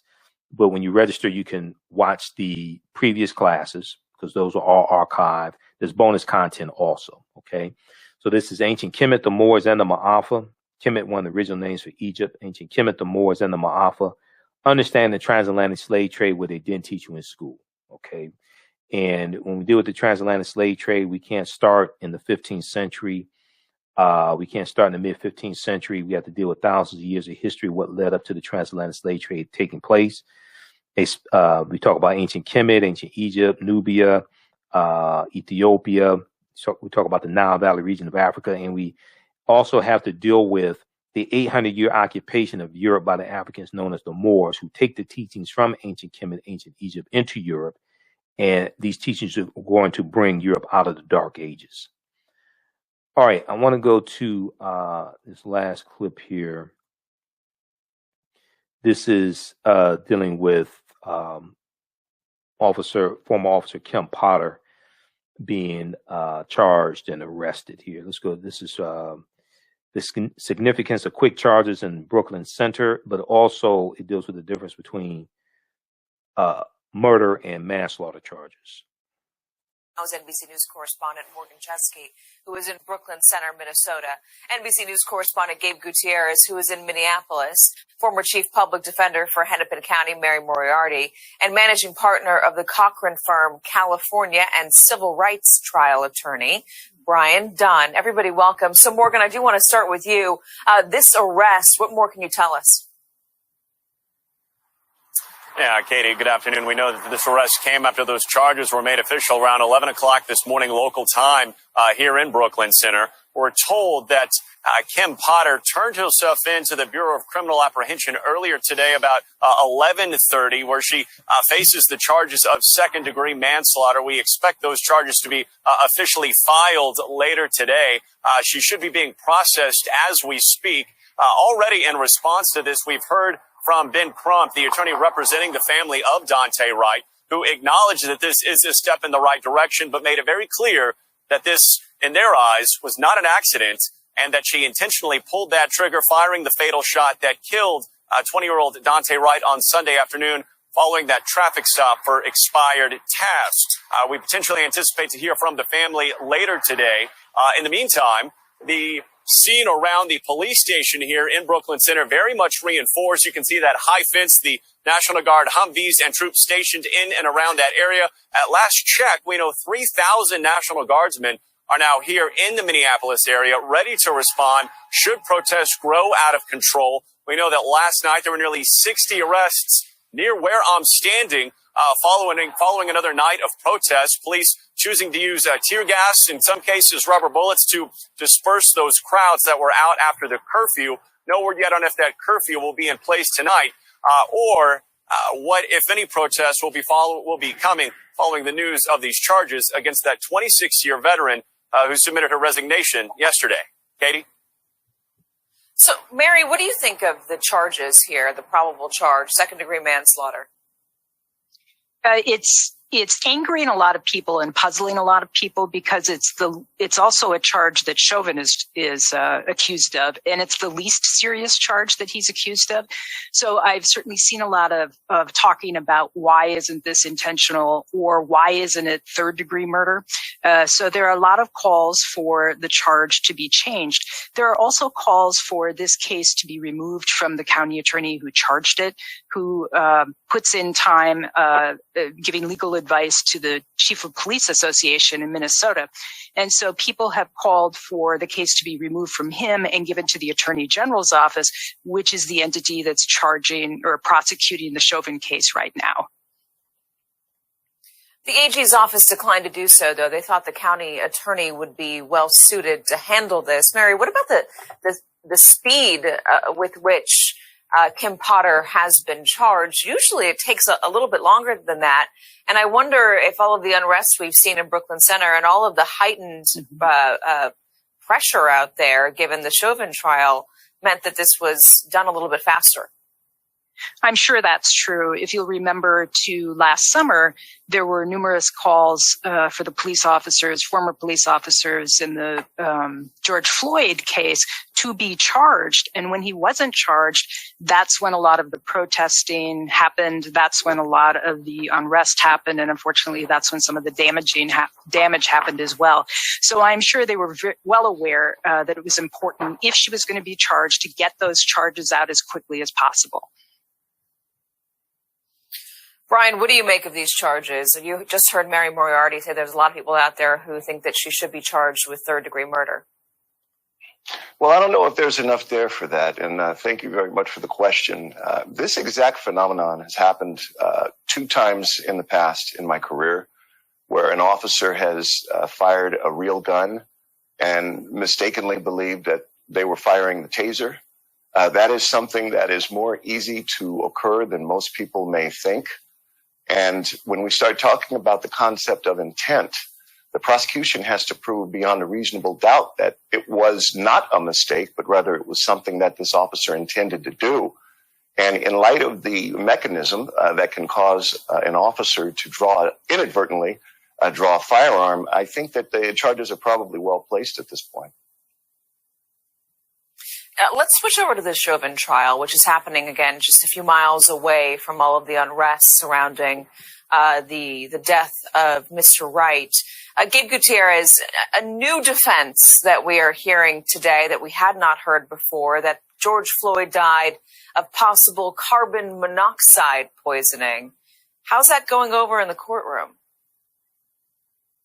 Hi there, Katie. So yes, that partial defense came from the defense's witness that was called this morning, Dr. David Fowler, who you mentioned earlier was a former chief medical officer in Maryland. And he said, while he was questioned, that potential carbon monoxide poisoning as a result of exhaust from the police squad car was a potential contributing factor to George Floyd's death. And Dr. Fowler has said that it was not lack of oxygen that killed George Floyd, but that he died due to cardiac arrest combined with illicit drug use. Now, Katie, we expect the prosecution to hit back hard on this potentially this afternoon during cross-examination. The court is in a lunch recess right now, but Dr. Fowler is seen as one of the defense's most crucial witnesses.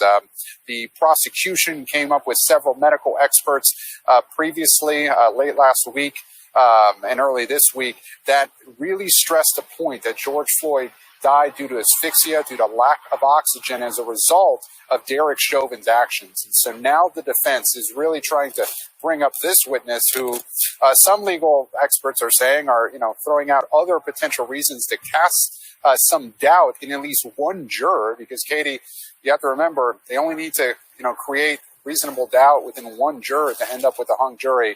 So this is seen as a very crucial witness for the defense. It will be very interesting to see how the prosecution, hits back during cross-examination. All right. So we saw how Prosecutor Jerry Blackwell destroyed Dr. David Fowler in cross-examination. Okay, guys, look, we have to get out of here. Thanks for tuning in. Remember, you can support the African History Network, $TheAHNShow through Cash App, $TheAHNShow through Cash App, also through PayPal, paypal.me/TheAHNShow, or at our website, AfricanHistoryNetwork.com. When you do it through Cash App, type in $TheAHNShow, SHOW, and it'll show my name. It'll say Michael, and it'll show my picture there. This helps us keep doing the research, stay on the air, keep broadcasting 6 days a week, and pay some of the bills also. All right, we have to get out of here. Remember, right now it's correct. Wrong behavior is not over till we win. Wakanda forever. We'll talk to you Thursday night. Okay, peace. Take care. Digital Dandelion's Technical Solutions works with businesses like yours to create an operations manual for your business, which is something many businesses don't have. According to AARP, more than 30% of small business owners are over 50 years old. Many business owners want to retire by selling their businesses or by passing their businesses on to their children. However, according to Forbes Investment Advisors, many retiring owners' attempts to sell their businesses for retirement fail. You cannot sell your business without a business manual. Your children also cannot inherit your business because there is no way to run it. Your business does not have to die when you leave. Their business Bible products will give you the tools you need for a thriving business that can make you money even after you retire. Are you looking at increasing your business's annual revenue? Digital Dandelions can help you make at least $100,000 in annual revenue and expand your business. Speak with them today about solidifying your business. Visit digitaldandelions.com today and get a free 30-minute consultation. For 25 years, the Black History 101 Mobile Museum has carried on the rich legacy of the Black Museum movement in America by showcasing original artifacts of the Black experience at colleges, universities, K-12 schools, corporations, libraries, conferences, and cultural events. making it the most traversed Black History mobile exhibit in American history. Dr. Khalid El Hakim is the founder of the Black History 101 Mobile Museum, and he is a highly sought-after public speaker on topics of Black history, social studies, education, museum studies, hip-hop, and race relations. Dr. Khalid was named among the change makers for NBC Universal's Erase the Hate campaign and listed as one of the 100 men of distinction for Black enterprise. He recently founded the Michigan Hip Hop Archive on the campus of Western Michigan University. The Black History 101 Mobile Museum is currently scheduling in-person and virtual exhibits nationwide. For more information, please contact Dr. Khalid Al Hakim directly at 313-645-4197, 313-645-4197, or visit their website at blackhistorymobilemuseum.com. That's blackhistorymobilemuseum.com. You can also email him at bhistory101@yahoo.com, bhistory101@yahoo.com. Gain knowledge in minutes from insightful summaries of progressive and socially conscious books. Blacklisted gives you access to curated content that'll satisfy your curiosity to learn and understand different perspectives. Empower yourself through inspirational and actionable ideas. It's easy to read or listen to on the go. Blacklisted. Empower yourself. Start your free trial today. Hi, I'm Joel Wilson, President and CEO of JCW Computer Consulting LLC, a technology implementation firm with over 20 years of satisfying customers. We offer a full spectrum of industry top-tier branded services. We are an authorized partner or reseller for Lenovo, Zoom, T-Mobile, Microsoft 365 and Surface tablets, Google Workspace, Acer, Asus, Samsung, PCmatic security software, and many more. Our online store features laptops,